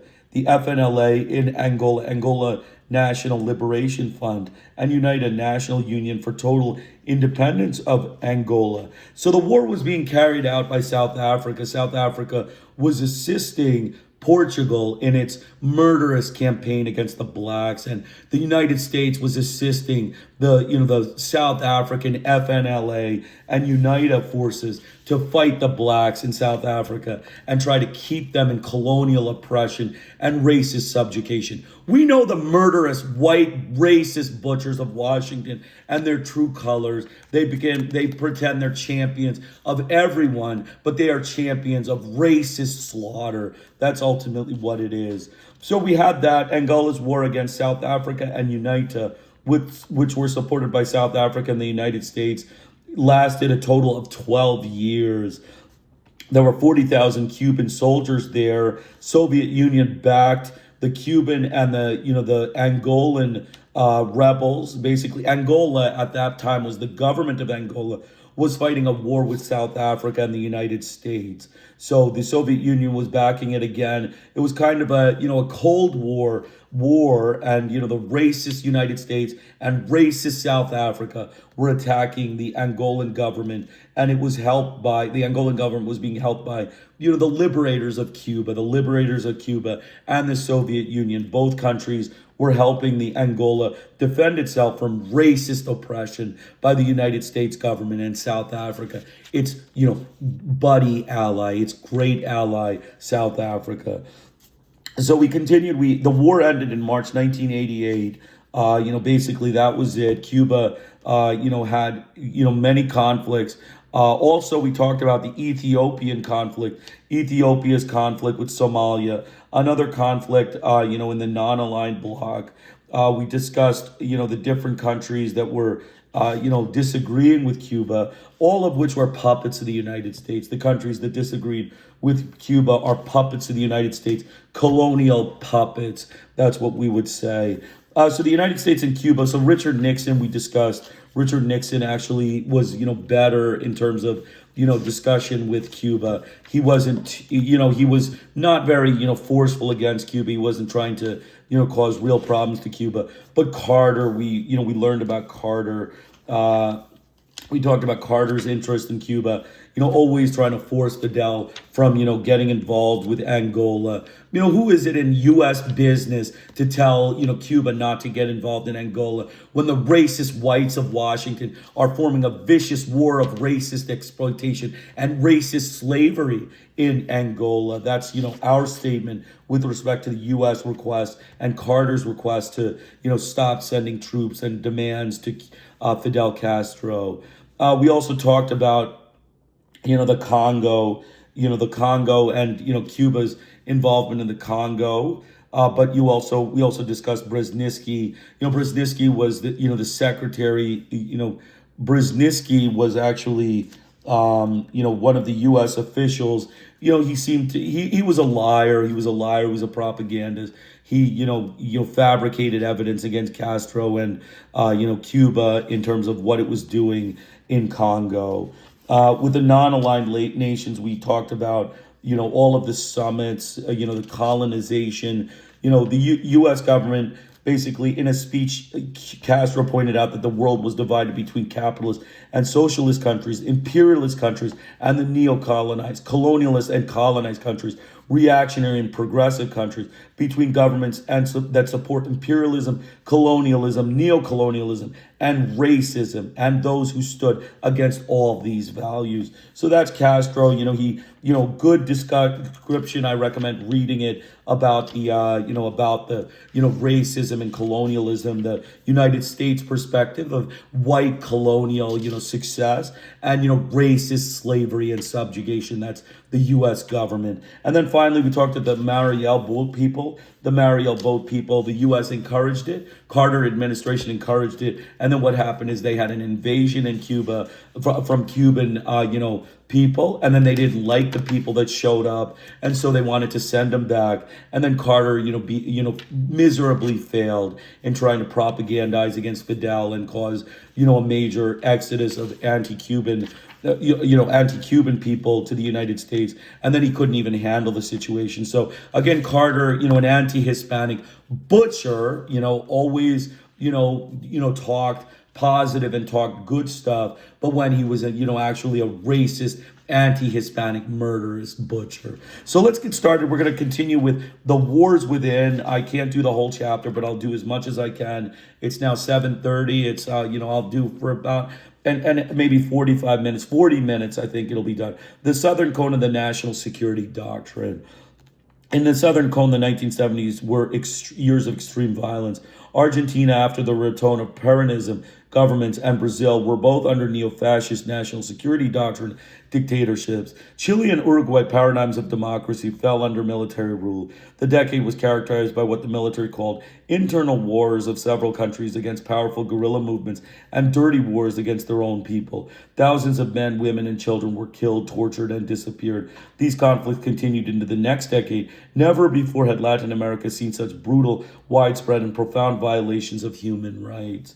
By the end of the 1980s, the armed movements had been virtually eliminated, and the military regimes, decadent, without prestige, and under pressure from the growing internal and international opposition, called elections in which democratic presidents were elected. When these took office, they granted broad amnesties to the military and security forces for the sake of internal peace, which was threatened by the military unrest. These laws, dubbed endpoints by the people, exonerated the military and security forces from being brought up before civilian tribunals to account for their crimes.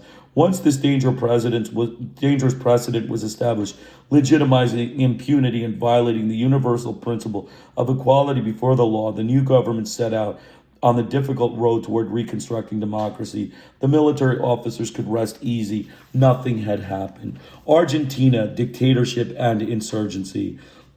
Argentina entered the 1970s under General Juan Carlos Onganio's 1966 to 1970 dicta blanda, tyranny-like dictatorship. Unbeknownst to him, 1970 would be his last year in power. After the Cordobazo, the year before the Cordoba province, an explosive protest demonstration organized by students and workers at an automobile plant and supported by sectors of the middle and lower classes, the insurrection spread like wildfire to the Tucumán and Rosario provinces, where armed groups arose and guerrilla flags flew for the first time. These protests were not organized by communists and extremists, as Onganio claimed, but were expressions of the popular rejection of his government and the armed forces. Several generals understood as much and were concerned. In March 1970, the armed group Argentine Liberation Front, FAL, kidnapped the Paraguayan consul. They released him later. And in June, the Montoneros abducted and executed the former president, General Pedro Aramburu. This event was too much for the high command, and General Alejandro Lanús overthrew Onganía. No one protested. To the people, this was just another of many military switches. Lanús did not take over the government. He chose General Roberto Livingston, 1970 to 71, a former intelligence officer and Argentina's representative to the Inter-American Defense Board in Washington. Lanús expected Livingston to be his puppet, but Livingston had his own plans for the government and gave free rein to the military to combat the insurgency. The Montoneros, the FAL, both Peronistas, and the People's Revolutionary Army, ERP, Trotskyist, escalated their activities. There was a string of detentions, kidnappings, murders, and disappearances of popular leaders, leftist military officers, and people suspected of belonging to or supporting the guerrillas. Covert military, paramilitary groups took responsibility for most of these crimes. Civil unrest reached the point of paranoia. Anyone could be arrested on mere suspicion, and everyone suspected everyone else. Those arrested were judged in the federal penal chamber, a mechanism created by the military, which was a kind of inquisition court. In February 1971, a strike by 2,500 workers at the Fiat control plants in Cordoba to protest the firing of its two co-workers led to a chain reaction. The workers took over the factory and took hostages. Most people were fired, and Livingston demanded that they vacate the factory and release the hostages, or he would use force. The strike continued with the support of unions in the plant, students, popular sectors, and politicians. Bernardo Paz, the governor of Cordoba, refused to obey the order to suppress the strike and resign. The General Federation of Workers, CGT, in Cordoba decreed a work stoppage and called for a demonstration in which the ERP flags were raised. The mass demonstrators marched down the Avenida de Colón, attacked the exclusive jockey club and government buildings with firecrackers, and in front of the Esquinados prison, where Peronists and Montoneros were held, yelled angry protests against the dictatorship. From inside, the prisoners joined us. The new governor, Camilo Uriburu, labeled the protest as coming from sinister anti-Argentine organization in which nestles a poisonous serpent whose head may it please God to give me the honor of cutting off with a single blow. The people threw up some 200 barricades and declared certain areas to be liberated territories where they would not allow the police to enter. 100 men from anti-guerrilla blockade, the federal police sent from Buenos Aires, reoccupied these quote-unquote territories little by little. little. Uruburu resigned. To the government's humiliation, the workers were reinstated. The or uprising of vipers sounded the alarm against Livingston and the armed forces. The entire country wanted these people out of government. In December, broad political sectors, Peronist, radicals, conservatives, socialists, and oppositional movements had already published the communique.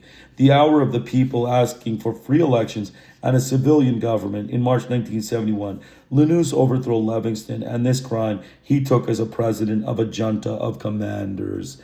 Lanús's great national agreement, the government program to save the country, asked that all democratic forces combat subversion, and he offered to hold elections and step down in favor of a civilian government. He chose his cabinet from agreement figures who favored dialogue, lifted the restrictions on political parties and unions, and began a secret dialogue with the Peronists. Lanús knew that it was impossible to proceed without Perón. He believed that, like the Caudillo, was behind the social unrest, manipulating the powerful Peronist political armed and union forces from his exile in Madrid. The masses of union members, youth movements, and guerrilla movements, most of them Peronists, opposed the Great Agreement. They said the elections were a trap to put the brakes on popular struggles, and that the military would annul them if the results went against them. The Montoneros and the FAP, Peronist armed forces, announced that they would continue to fight. They wanted Perón back. Though Lanús spoke of national reconciliation, he started a dirty war. It began with a wave of kidnappings, assassinations, and disappearances of Peronist leaders, union leaders, and leftist activists. But social protests, union belligerence, and guerrilla activity did not let up. Between March and July 1971, the newspaper reported 316 terrorist acts by the ERP, which was responsible for most of them, and the Montoneros, with takeovers of military and police barracks, the capture of weapons and equipment, assaults on banks, sabotage of military installations, government institutions, and symbols of the aristocracy, with bombs and explosives, and kidnappings and assassinations of prominent citizens and military officers. The ERP, the FAP, and the Montoneros freed their comrades from several of the country's prisons in daring joint operations.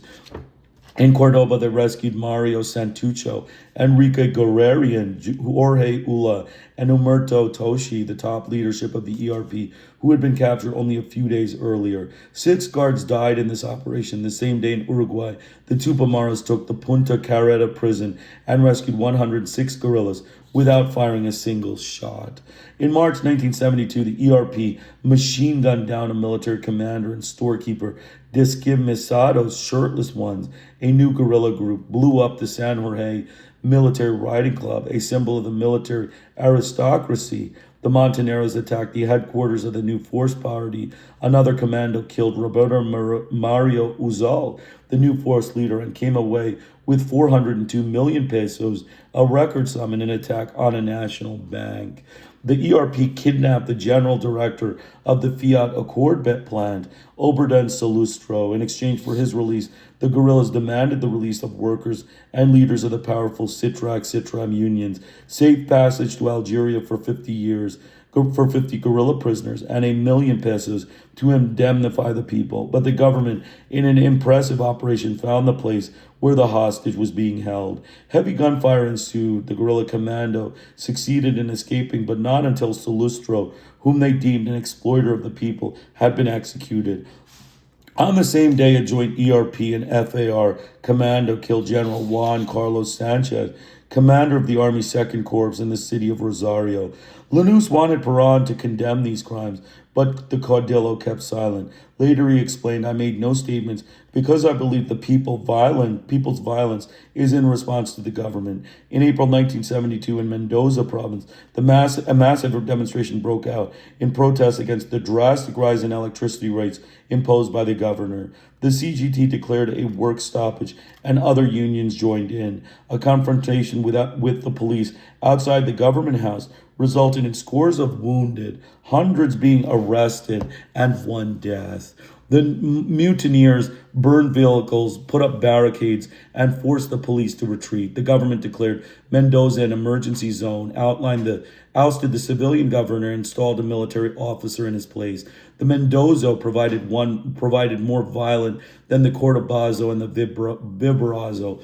Lanús ordered the suspension of the controversial rate increases. The people won this battle. One of the most sinister episodes of Lanús's regime was the Tridu massacre of August 1972. The ERP and the FAP and the Montoneros rescued the top leaders from the Rawson prison in an extensive joint operation. More than 100 of them reached the airport, hijacked an Austral Airlines plane, flew to Chile, and requested asylum from Allende's government. Shortly after the first group, another group of 19 arrived at the airport but did not succeed in boarding an aircraft. Pursued by troops, they blockaded themselves and offered to make a deal. They demanded that their physical safety be respected and asked for medical examinations so that they could leave evidence of their good state of health and be returned to Rawson prison. The army confined them at Admiral Zar de Trelund Air and Naval Base in Patagonia and massacred them in an alleged attempted escape. We heard our comrades' moans and death rattles, even screams of curses and insults, and isolated shots began to ring out. I realized that they were finishing them off. Remember one of them. Ana Maria Villarreal, a wife of ERP's top leader, Mario Santucho, was one of the victims. Santucho managed to escape to Chile. The massacre provoked a nationwide revolt against Lanús and raised the guerrillas' spirits. They chanted the slogan, "They will see, when we avenge the dead of Trelew." Shortly thereafter, ERP assassinated Rear Admiral E.R. Berisso. Perón materializes. The post-Perón governments, including Arturo Frondizi's, tried to finish off Peronism. They outlawed it, destroyed its unions, and persecuted its militants, and drove them out of public administration. Nonetheless, Peronism continued to be the important political force in the country, and it grew with the addition of new and younger followers. Most of the guerrilla movements, FAP, FAR, FAL, Descamisados, and Montoneros, were Peronists. The priests of the Third World Movement also followed, attracted by the social orientation of justicialism. Everything converged toward Peronism, a binding force against the dictatorship. Perón was the magnet for this immense and heterogeneous force, which was increasingly confused, contradictory, and militant. But powerful economic and financial sectors, the oligarchy, which supported the Great National Agreement, and large foreign corporations were in favor of reaching an accord with Perón, since he was the only one capable of controlling the loose riffraff and building a dike against the danger that was falling upon them. Perón's earlier bitter enemies no longer feared him, since Perón did not threaten their society system or interests. In 1971, using intermediaries, Lanús opened up secret negotiations with Perón behind the backs of his colleagues in the junta.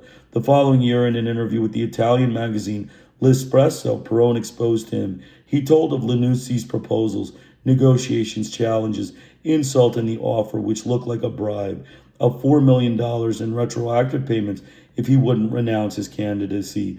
Lanús not only looked ridiculous, but he faced serious problems with the rest of the junta.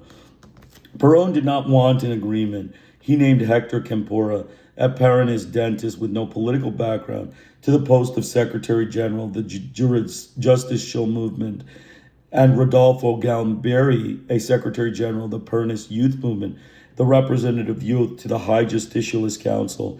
Galamberti's appointment was a gesture of support for the special formations of Peronism, as he called the guerrilla movement. Lanús got even. He created legal impediments for Perón's candidacy in a decree that dictated only those who had been residents of Argentina for at least 6 months could be candidates. Perón refused to return from Spain and announced that he would continue to run. Lanús challenged Perón. Campora went to Madrid and returned with the good news that Perón was coming back. The Peronists prepared Operation Return for his triumphant re-entry to the country. Perón wanted to return as a messenger of peace, the unifier of the Argentine people, the servant of the motherland. He was intent on showing that his return to politics was a sacrifice. At the beginning of 1972, in a widely published interview, he accused the government of serving the oligarchy and having turned Argentina into a satellite of Yankee imperialism. The magazine Primera Plana commented that Perón's declarations were tinged with guerrilla ideas.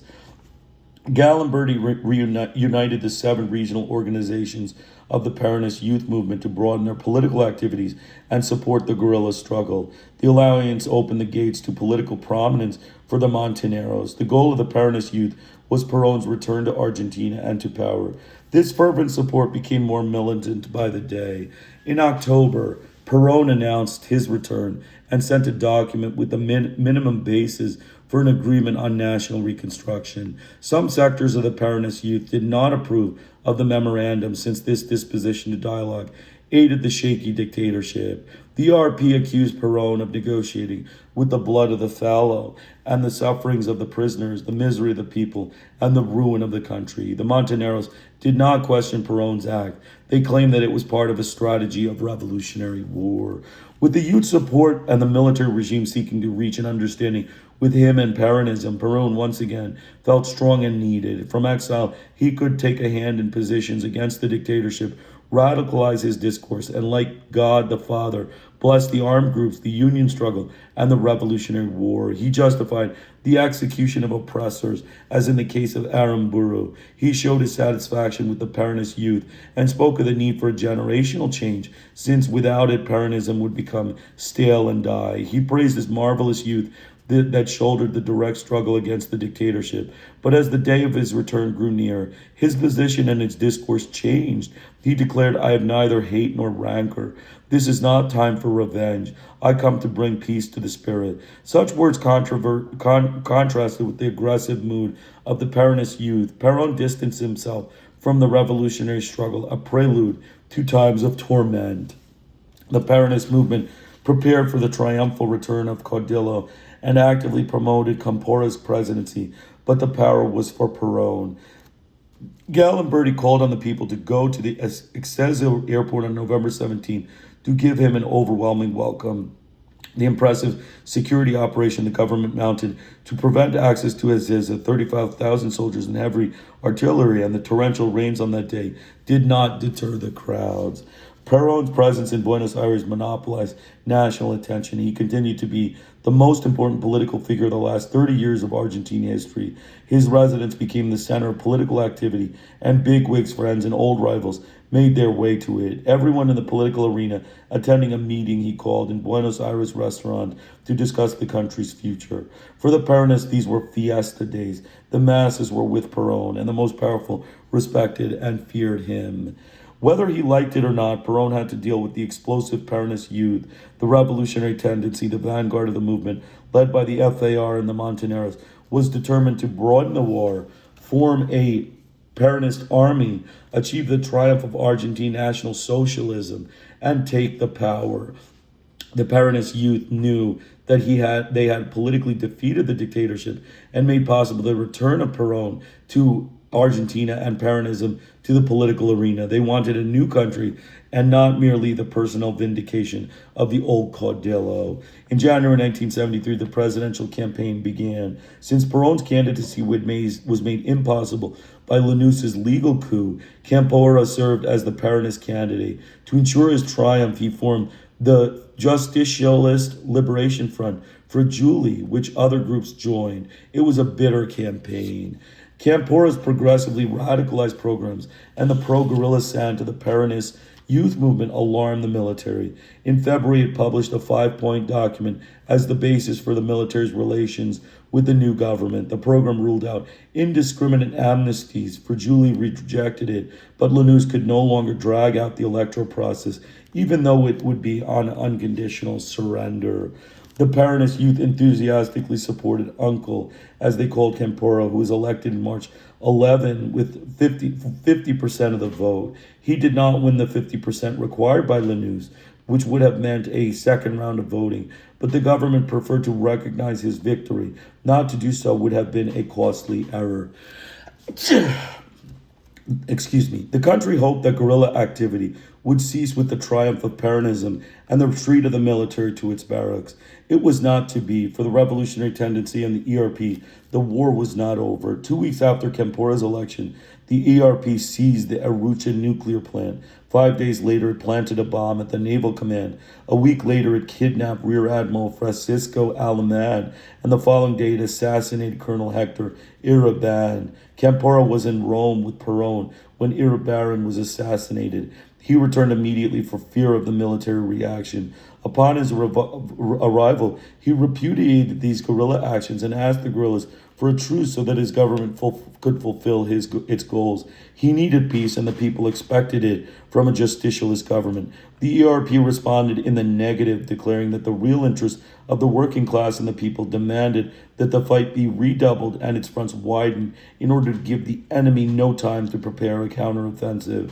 On the eve of Kempora's inauguration, the FAR and the Montoneros, in a joint communique, announced that they would continue the war until they could assume power, since Peronism had won a battle, but not the war. They would continue to fight against imperialism, the monopolies, the oligarchy, the guerrillas, military thugs, the rest of pro-imperialist military lobby, the traitors of Fragile, and those it called enemies of the people.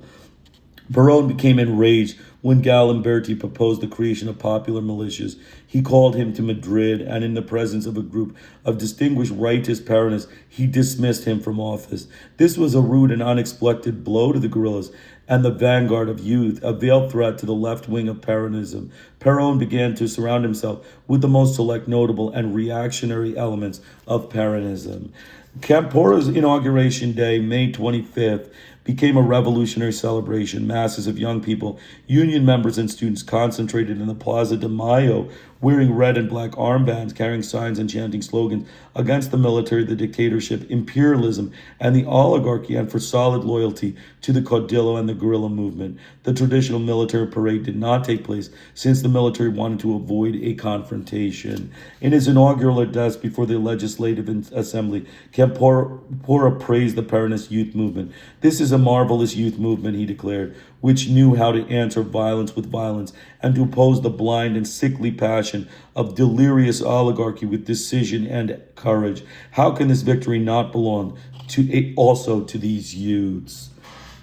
The Peronist youth forced their way into Casa Rosada, and the leaders of the regional organizations appeared on the balcony at Kempora's side as he greeted the people.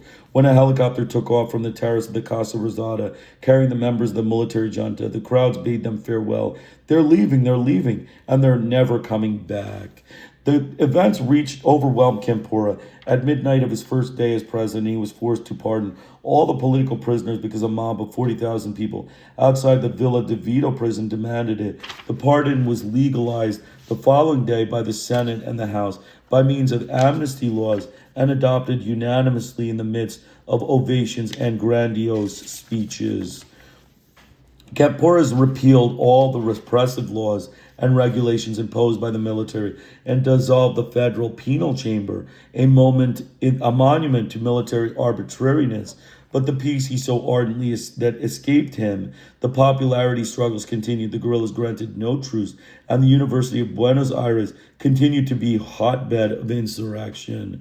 Kempora in the government and Perón in power became the slogan of the Peronist youth and reality recognized by all. Perón governed from exile, the mixed cabinet, Peronists of the right, the center of the left, and the left was his doing. The Peronist youth movement was represented by the ministers of foreign affairs and the interior, the unions by the labor ministry. The ministry was an important director of the CGT, and the key ministries of finance and social welfare were put in the hands of his closest followers, Jose Bergelbart and Jose Lopez Rega, both of the extreme right. The triumphant Peronist youth movement occupied the government seats in Buenos Aires, Santa Cruz, Mendoza, Salta, Cordoba, and the most important provinces. Nonetheless, the division of power saw the advance of Peronism of the right, promoted by Perón himself. In effect, the figure with the highest profile in Kempora's homogeneous cabinet was the sinister Lopez Rega, who passed from being a corporal in the federal police to Perón's private secretary, his confidant, and the confidant of his third wife, Maria Estelle Martinez, the witch doctor, as he was called, because of his affinity for esoterica, was named Minister of Social Welfare. He called it the Ministry of People. He was the super minister of the three Peronist governments responsible for social policies. Ever since the glorious years of Eva Perón, this was the most powerful political weapon of justicialism. The three governments assigned him plentiful resources with which Lopez Rega sustained the AAA, a death squad, and clandestine groups of the extreme right. Abductions, disappearances, and assassination of politicians, workers, students, and popular leftist leaders began to proliferate.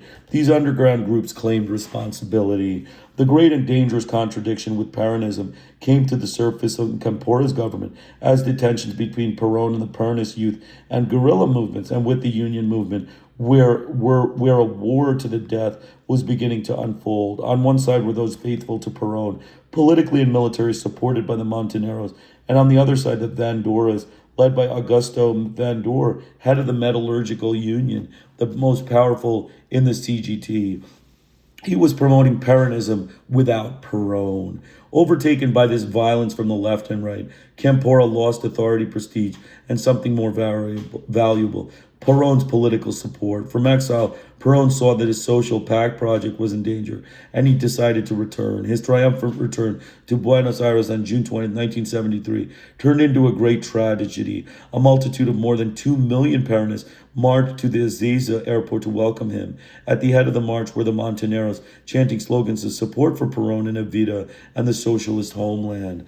The large welcome for Cadillo showed the extraordinary power of the Peronist youth movements and the Montoneros to call out their supporters, the revolutionary tendency, and their strength among the people. But the Peronist right decided to confront their power. A pitched battle ensued between armed union members and the Montoneros. Hundreds of people were killed. Many were certain that Lopez Rega had tutored the rightist forces who caused this tragedy. Perón's airplane had to land at a military air base. The errors of the Peronist left had led its defenseless to the June 20th march, wrote the Argentine journalist Horacio Verbitsky. That march marked the beginning of the battle where the internal enemies concerning loyalty to Perón, whose ideas they did not know in depth, and without taking into account that their enemies' positions were just as Peronist as their own. They had become accustomed to interpreting reality in terms of military strategy without foreseeing that arms would be taken up to slow its impetuous march. It was at once arrogant and ingenious, he added. Far from being pleased with his overwhelming welcome, Perón received it as a danger. He was afraid that the Montoneros would compete with him for the leadership. The following day, in an energetic speech, he indicated the direction his policies would take. We are justicialists. We are who the 20 truths of Peronism say we are. Those who ingeniously think they can take over our movement or take power the people have won are mistaken. The marvelous youth did not sense that Caudillo was beginning to see them as a political enemy, and that he would use his own overt and covert powers to destroy them. Ezeiza tragedy was the beginning of a new wave of violence, bloodier than ever, between the militant and revolutionary left and the fascistic right and ultra-right of Peronism, sponsored by Lopez Rega. Some believe that it marked the beginning of the end of the Montonero phenomenon and the start of a war to exterminate the entire left. Campora served as president for 49 days. With no support from Perón and suspended in political limbo, he resigned on July 13th. He was actually dismissed. His withdrawal caused profound unease. It signifies a rise to power of the most reactionary sectors of Peronism. The drama directed by Perón to prepare his return to the presidency was in two acts: Campora's resignation and the appointment as provisional president of Raúl Lasiri, Lopez Rega's son-in-law and president of the Chamber of Deputies. According to the Constitution, this position should have gone to Alejandro Diaz-Balart, president of the Senate, but a few days earlier, he was pressured into leaving the country in order to create the vacuum and justify Lasiri's appointment. With this shady maneuver, the witch doctor cemented his own position and the ascension of the Peronist ultra-light right to the higher realms of power. In his brief passage through the Casa Rosada, prelude to the election that caused Perón to his third term as president, Campora completed the task of cleansing the leftist Peronists from the government to open the field for the right that came in with Perón. Perón would be president again, but it was not known who would serve as his vice president. Many names were considered. No one suspected, however, that the iconic figure for the masses would make the entire country, and the silent Peronists lived under the vice presidency of his third wife, Maria Estela Martinez, a former nightclub dancer. The people's greatest fear was the strange power Lopez Rega exercised over her. Her appointment left the country stunned. The Montoneros seemed convinced that the country's movement to the right was a result of the fence Lopez Rega had erected around Perón in order to isolate him. In July, they called the demonstration of support for the Caudilla and against Lopez Rega to break through the fence. 80,000 young people participated. They chanted, "If Evita were alive, she'd kill Lopez Rega." Perón's irritation and hostility were no longer hidden. He supported Lopez Rega and named him his representative to the Peronist youth movement. Now all was clear. The decisions were Perón's, and the Peronist ultra-right was on the rise because he wanted to be. The fence did not exist. Confrontation came almost immediately.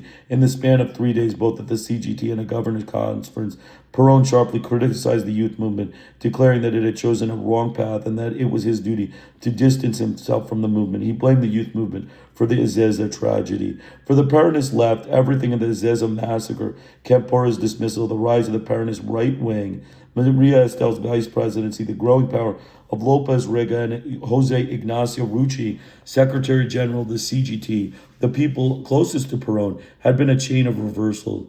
But Perón's virulent attacks on the Peronist youth were a catastrophe. They expressed their unease and disenchantment in their magazine, Militancia. Perón had betrayed them and was surrounding himself with right-wingers. They considered his attack unjust, since they had borne the burden of the fight against the military dictatorship. They criticized Perón's social pact for favoring the bourgeoisie before the people. In a daring operation in the center of Buenos Aires in September, the ERP attacked the headquarters of the Military Health Command. Lieutenant Colonel Raul Duarte Hardoy died in the intense shootout. The rebel commando failed to take the headquarters and was captured. The public was outraged when it learned that the guerrillas who had been given amnesty by Campora were now returning to do battle. 3 days after the attack, the influential Buenos Aires daily El Clarín became a battlefield between Peronist left and right. With El Clarin's attorney, Bernardo Sofovich, in the guerrillas' hands, the paper was forced to publish ERP statements attacking the government. The paper's office were hit with incendiary bombs and explosives with damages running to 100 million pesos. The attackers, all union members, were captured. One of them confessed they had been going to break the place that's full of lefties. Perón justified the act. He claimed that it had been provoked by the paper's bad procedures for publishing what the guerrillas wanted. On the eve of elections that they would carry him to the presidency, Perón backed down as a tactical move. He invited Maria Firmenich, Roberto Quito, and Mendizabal, the top leaders of the Montoneros, the FAR, and the Descasimados, and the leaders of the regional Peronist movement, to his residence. He offered to leave the reorganization of the youth movements in their hands. This was not the first time he met with them, but it was the last time their relations would hit rock bottom. Ascension, passion, and death of Perón. Juan Domingo Perón and Isabel Martinez, whose real name was Maria Estela, was elected to the presidency and vice presidency of Argentina in September 1973 with 62% of the vote. It was Perón's greatest electoral triumph. On October 17, a day-long dream by the millions of Argentines, the 78-year-old Perón was inaugurated president for the third time after 18 years of exile. Decked out in a military uniform, once again he appeared on the balcony of Casa Rosada to address the people, this time behind bulletproof glass. In short, the undistinguished speech, he laid out his social pact plan and announced that the main task of his administration was to integrate the youth into the projects for national reconstruction. While he spoke, the FAR and the Montoneros passed out flyers in the Plaza de Mayo announcing the merger of their movements. Perón restructured the cabinet but kept Lopez Rega in his post. He initiated his social pact and adopted a series of measures to apply his iron fist to the working class. He reformed the law of professional associations and the penal code with measures more repressive than those imposed by the military and repelled by Campora. And he imposed sanctions on crimes of terrorism and subversion more severe than Anconia's and also repealed by Campora. The penal code did not take into account terrorism, by groups of the ultra-right. The right and the death squads unleashed a campaign of threats and assassination attempts against the movement leaders of the left. Gangs of thugs destroyed the headquarters of Peronist youth movements, planted bombs at their journals, El Desquesimado, El Mundo, Militancia, and members of the youth movements and workers were abducted, assassinated, and disappeared. Responsibility for many of these acts was claimed by the AAA. The attempt on the life of Hipólito Solari Hirigoyen, a radical center claimed by the AAA, after he had made a forceful allegation against these new laws, struck fear into the hearts of the Peronist youth leaders who promptly ratified the new legislation. At the end of 1973, he also voted in favor of the law of exclusion, which was even more hurtful to the workers' interests since it allowed the government to fire, without cause or explanation, anyone it wanted, with only 1 month's wage as indemnity. This law threw the workers into poverty. In January 1974, the RP carried out a daring attack on the most important army regiment, Azul, in Buenos Aires province, in which Colonel Camilo Gay, commander of the regiment, his wife, and a recruit were killed, and Lieutenant Colonel Jorge Ibarzabal was kidnapped. Perón was furious in military uniform and surrounded by his ministers and the commanders of the three military branches. He appeared on television to deliver one of the most incendiary speeches seeking the support of the people. He announced that he would resign if he did not get it. Perón's hostility to the Peronist youth movements heated up the atmosphere. The Montoneros refused to attend a press conference the president called. Early in 1974, Firmenich and Quieto, the top Montonero leaders, and Carlos Carrides of the Juventud Trabajador Peronista, Peronist Worker Youth, JTP, were arrested and their newspapers closed. General Miguel Angel Iniguez, chief of the federal police, resigned and sent out an announcement denouncing the official violence. Perón was no longer the revolutionary leader of the exile, nor was the Argentina of his third administration the land dreamed of by those who fought the dictatorship and prepared his triumphal return. It was not the homeland in which they so ardently desired to live, under the leadership of the man they respected, defended, and, when necessary, excused in a show of blind faith and ingenious opposition. The image of Caudillo crumbled. For the May Day celebrations, Perón wanted an orderly fiesta for the working class, with such innocent amusements as Maria Estella's crowning the Queen of Work, a task that would have been performed by Evita in the past. But the Peronist and Montonero youth movements wanted this day to be one on which the people confronted Perón and he faced the people to clarify the situation. Some of them were aware that the chasm that separated them was enormous. It was the hour of truth in which all of them, youth guerrillas, unionists, and Perón, must face a situation that threatened their collapse. With concerns about this confrontation, Perón ordered security measures to keep this May Day from becoming another Montonero festival. But the youth managed to break through the police barricades, display their signs, and chant slogans offensive to his ears. And they showed their strength and militancy, and for the first time, they made clear their rejection of his policies. Friends, Perón raised his voice. 20 years ago, on this same balcony, and on the day as bright as today, I last spoke to the Argentine workers. He recalled the hard times while the Montoneros interrupted him, chanting, how come, General, that the people's government is full of thugs, ? Perón continued, and the chants went on until, exasperated and offended, he called them smarty, beardless kids and imbeciles, with pretensions to being better than those who have struggled for 20 years. Again the chants, how come, General, ? Perón continued to explain the bounties of the social pact, explaining that it would be the salvation of the republic. He thanked the people for their support and promised better times. While the chants continued, the Montonero columns began to leave the Plaza de Mayo shouting the same slogans. By the time Perón ended his short, spiteful speech, the Plaza de Mayo was almost deserted, according to Oscar Anzarina. Peronism was menaced by the internal war between irreconcilable factions. On one side, those who were blindly loyal to Perón, and those who, though loyal, were beginning to question him. And on the other side, the Peronist union movements of the left and right, both armed and determined to annihilate each other. Such divisions and contraindications, the polarization of their forces, were the result of Perón's ambivalence and contradictory policies. He both strengthened and pitted them against each other.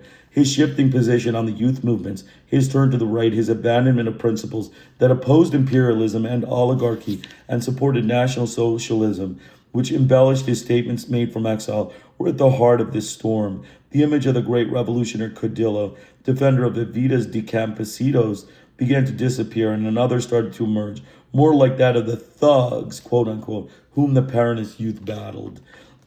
On June 29, 1974, Perón signed his final decrees, one accepting Campora's resignation from the ambassadorship to Mexico, and another provisionally delegating the presidency to Maria Estela, or Isabella, as she liked to be called. 2 days later, on July 1st, Perón died of a heart attack. His death left a power vacuum, profound and widespread grief, and a sense of being abandoned. The people arrived in Buenos Aires from every corner of the country to render ultimate homage to the man who had been their guide, the most important political figure in the last 3 decades of their history, who had defended the rights of the people in the working class and created justicialism in Latin America's first revolution with its social context. The changes in the power structure achieved by Peronism were the most radical into the triumph of the Cuban Revolution.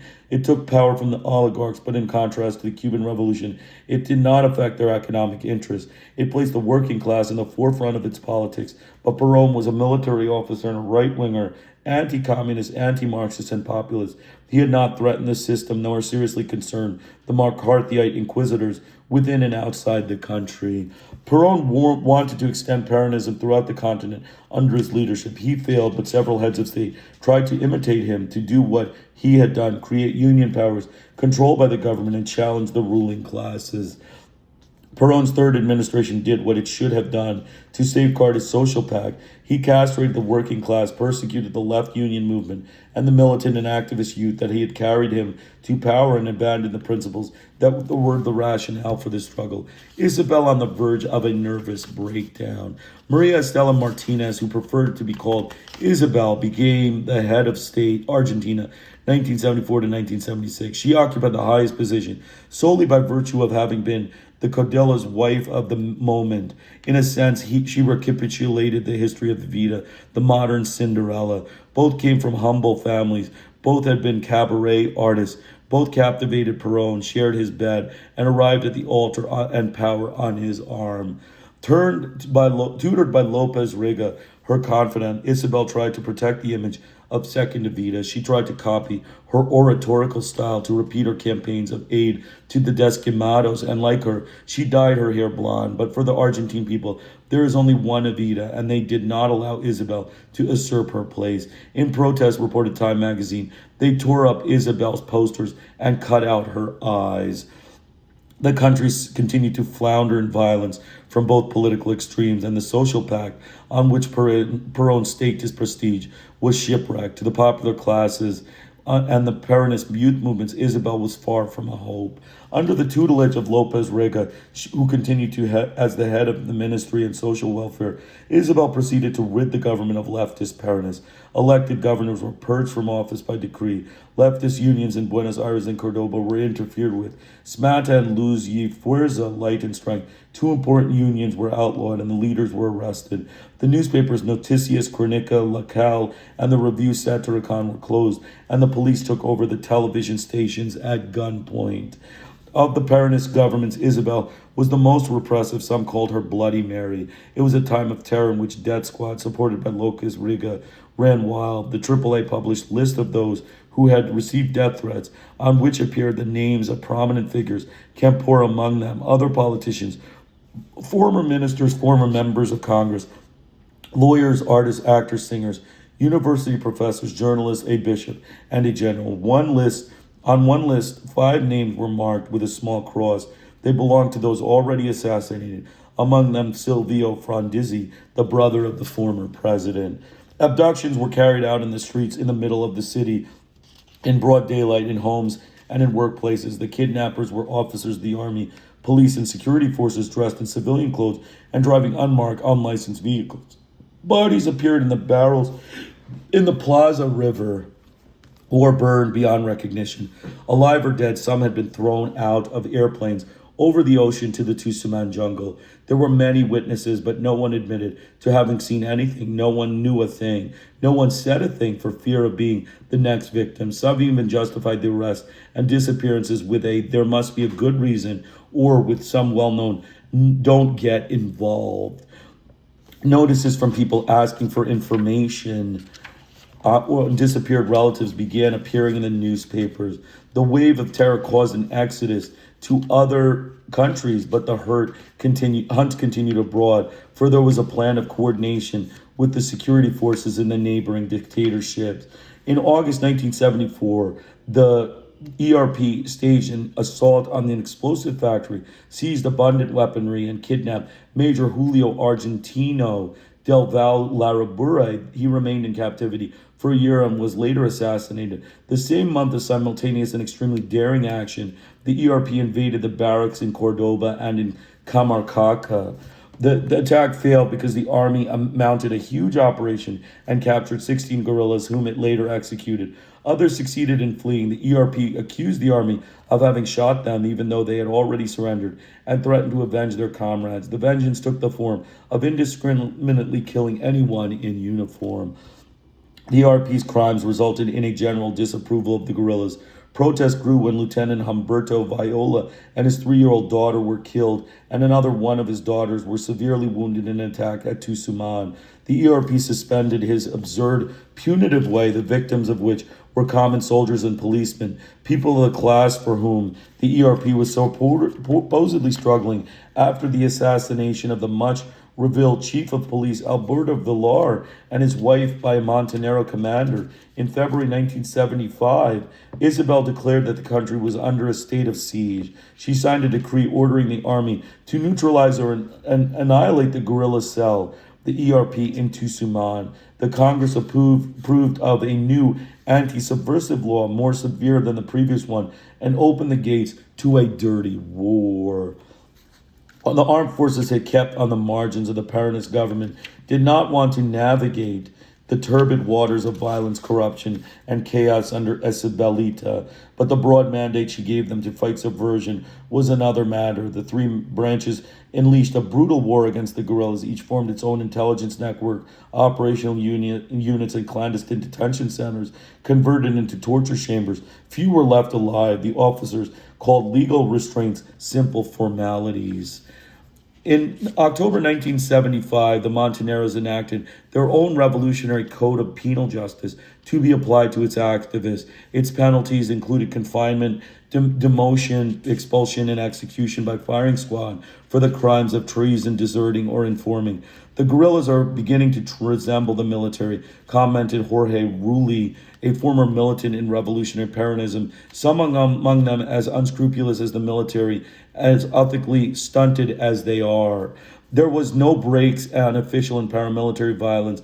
In April 1975, there was an average of 50 assassinations a week. In successive issues, Time reported the rise in the number of victims: 400 in April, 500 in June, 600 in July. The AAA claimed responsibility for most of these crimes.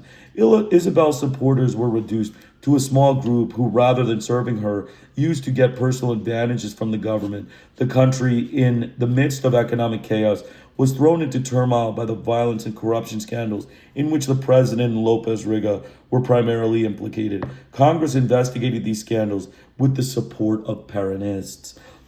Isabel's administration was incompetent, repressive, violent, and corrupt. It was also erratic and unstable. The unexpected resignations at the top level and the changes in the cabinet, orchestrated by Lopez Riga in order to install his own people, were continuous, as were the sudden changes of the direction in her economic policies. In less than 2 years, 40 ministers of 5 new teams filed through her government. Labor conflict, strikes, demonstrations, and national work stoppages, expressions of the explosive social ills, followed the profound deterioration of the economy.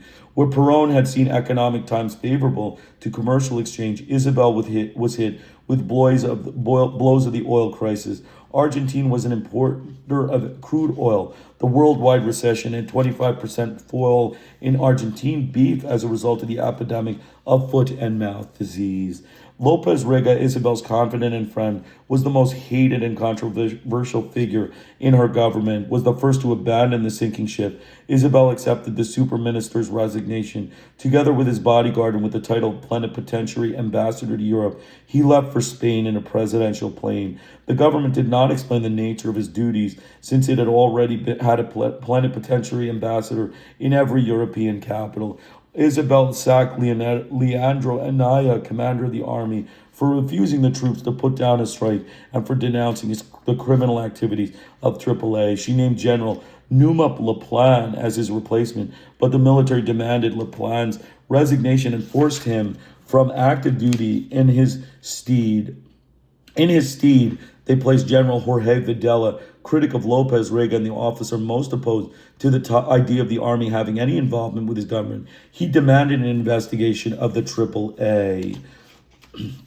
Isabel was on the verge of a nervous breakdown, and the country was at the edge of an abyss. She asked to take sick leave. In a television broadcast from Casa Rosada, she assured her listeners that this was only a short goodbye. There were rumors of a coup. Italo Luder, a Peronist and president of the Senate, assumed the presidency. In spite of her interim status, Luder deposed the ministers of defense, the interior and foreign relations, and signed a decree that put the police under the army's control. Luder wanted Isabel to prolong her absence indefinitely and let him govern. She would be the figurehead. To win the military support, he issued a decree authorizing the armed forces to do away with the guerrillas. Videla undertook a series of scorched earth operations.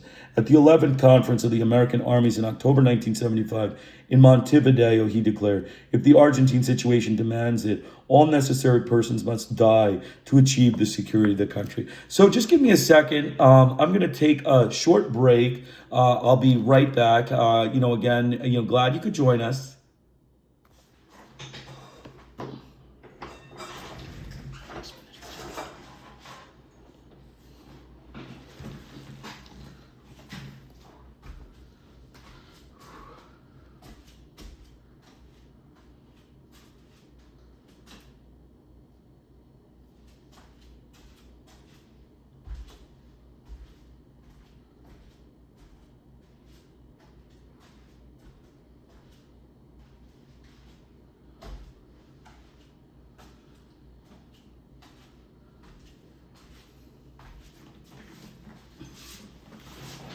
Okay, so we're going to finish up in just a couple minutes.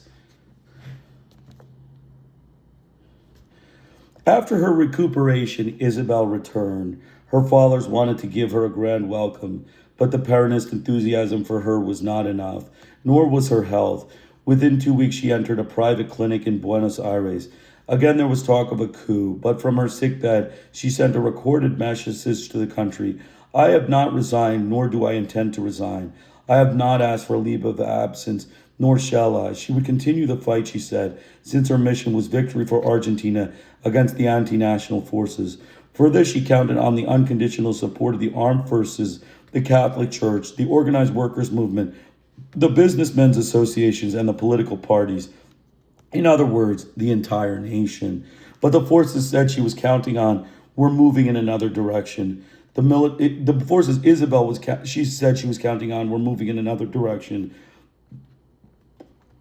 The military high command was preparing a coup and the church was encouraging it from the pulpit. Monsignor Victor Boneman, chaplain of the army, asked in a homily that the military put itself at the forefront of the whole country toward the great future destinies and gave his blessing to the spilling of blood. It was unavoidable as a symbol of redemption. Monsignor Adolfo Totolo, president of the Argentine Episcopal Conference, approved of these words. But Isabel was determined to govern, that they would only remove her dead body from the presidency, she vowed. "I shall fulfill the duties that God and his inscrutable designs have placed upon me." 2 weeks later, on March 24th, 1976, General Jorge Videla accused her of administrative corruption, and one of his detachments abducted her. They held her under house arrest. For most of the Argentine public, fed up with the repression, economic chaos, and Isabel's misgovernment, the military coup was a lesser evil. Isabel's fall closed the cycle of governance that the so-called return of Peronism. It ended in disgrace. Peronism, the most important political force in Argentina, was smashed, leaderless, in the hands of the most reactionary group and the most suspect people. With the party in shambles and the country in chaos, no force could threaten Videla. He could do as he pleased. And then tomorrow we'll start with General Jorge Videla. Tomorrow we'll start with Jorge Videla. It's it's the kingdom disappeared. It's his next, the next part. There'll be another, tomorrow will be again, a 3 hour session because, there's 311 pages and we're on 251. So it'll be 3 hours tomorrow. So just, I'm sorry that you have to sit through a long, but I think this is, worth, a mature audience. For a mature audience, it's definitely worth to sit through. Understanding Latin America, it is a big continent, a huge continent. It has a lot of politics that, people should understand because, we know about, the need to understand politics. Masters of War, Latin American U.S. aggression, from the Cuban Revolution to the Clinton years, Clara Nieto, basically, we got through, the chapter. So make some comments here on Argentina with weapons in the wars within. We talked, basically about Perón. Perón was exiled to Spain. He was, exiled to Spain. He was not able to, continue his rule, and he disappeared. Basically, he was exiled to Spain. And then you had the Montoneros. We understood the Montoneros and the ERP, very powerful elements within the country, the guerrilla forces, interested in socialism and, against imperialism and the U.S. government. It's racist, murderous butchers. They were against imperialism and, American hegemony. They were against foreign capital, they were into nationalizing the oil of the country. Argentina is a big oil, place. It's a big oil reserve. So they were interested in that nationalization. They saw the corrupt bureaucracy, the corruption that runs with, these military dictatorships. And, they were trying to avoid keeping military corruption and, repression, dissent, restrictions on democracy, all of that stuff, something that Washington uses at any notice. In addition, so Perón, eventually came back. Campora was his president, but he was ruling from Spain. Campora, basically was, having some trouble in the presidency. Campora, repealed all the repressive laws and, regulations imposed by the military. Basically, Perón, basically had his cabinet. Lopez Rega was in the post.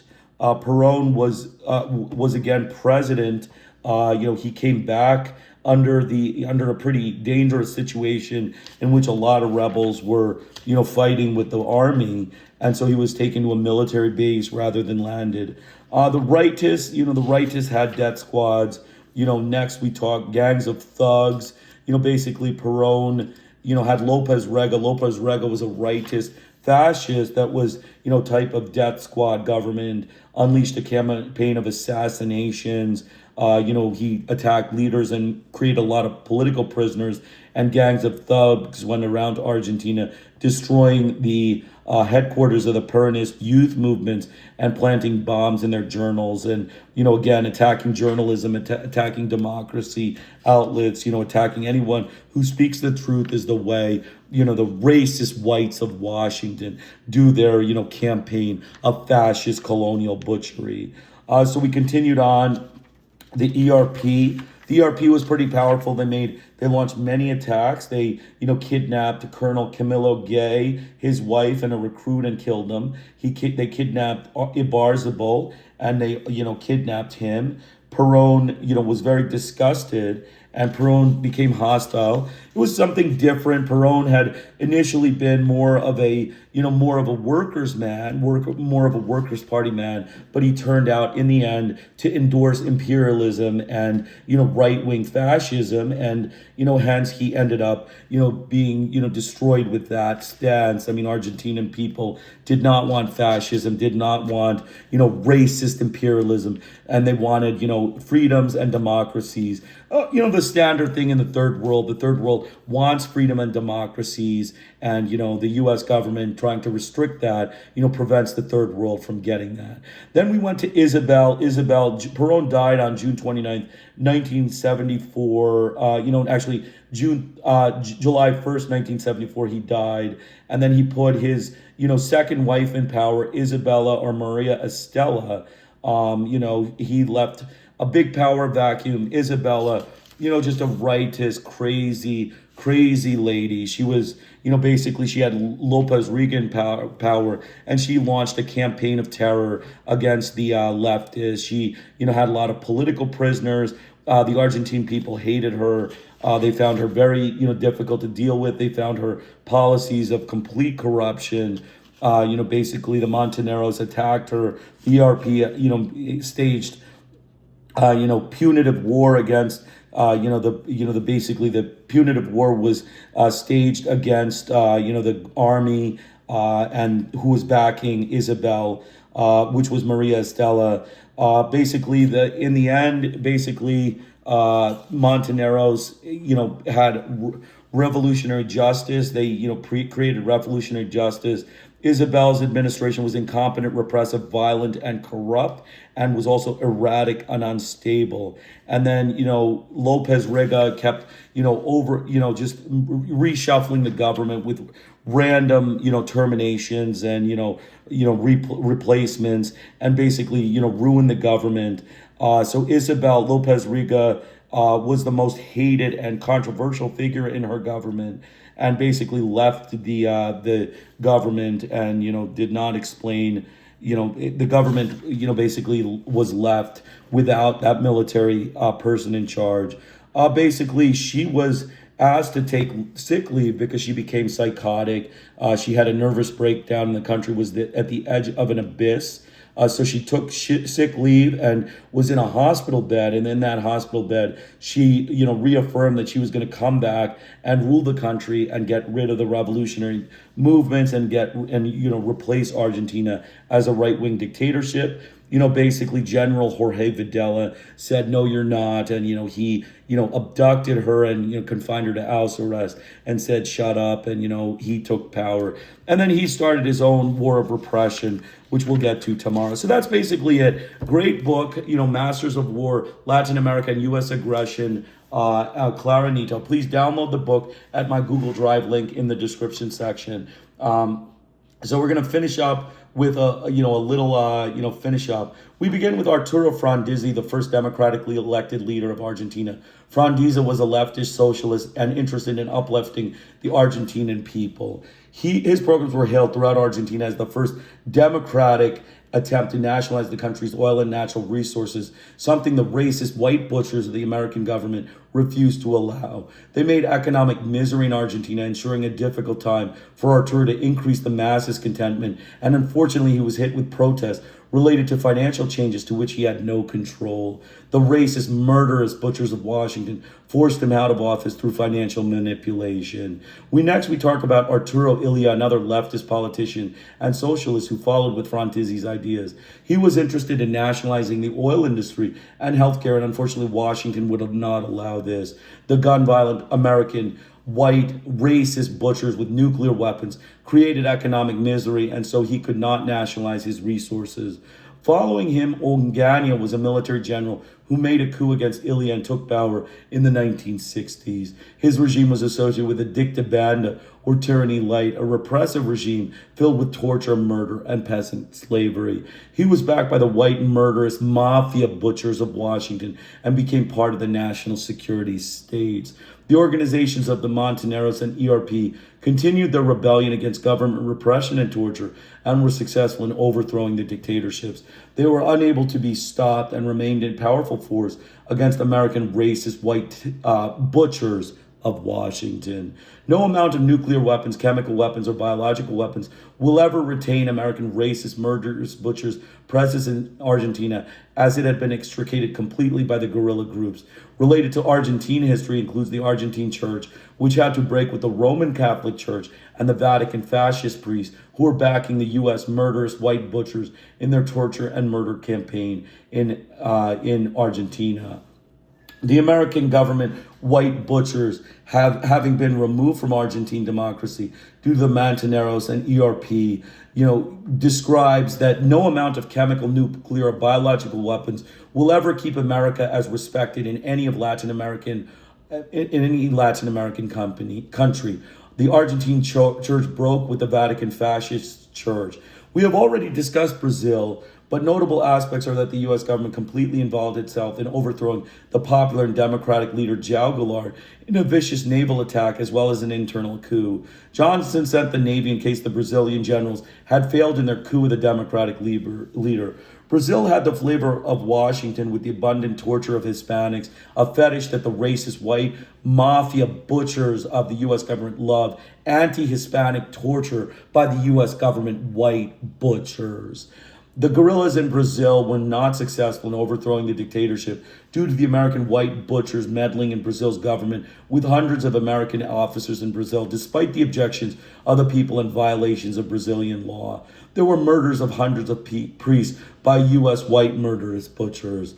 Uruguay included a very egalitarian society, which began with social progress and interests of peasant well-being, and one of the first democratic leaders, Justidio, was elected in office in 1966, and he died in office the following year and was followed by Pacheco. Justidio was democratic and popular, while Pacheco was repressive and followed the white butchers of Washington.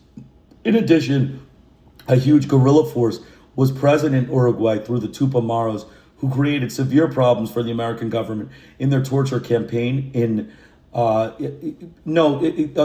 the Brazilian guerrillas, who created severe problems for the American government in their torture campaign in Brazil, and were interested in getting rid of the imperialist, murderous, fraud whites of America and their land. They actually succeeded in somewhat bringing democracy.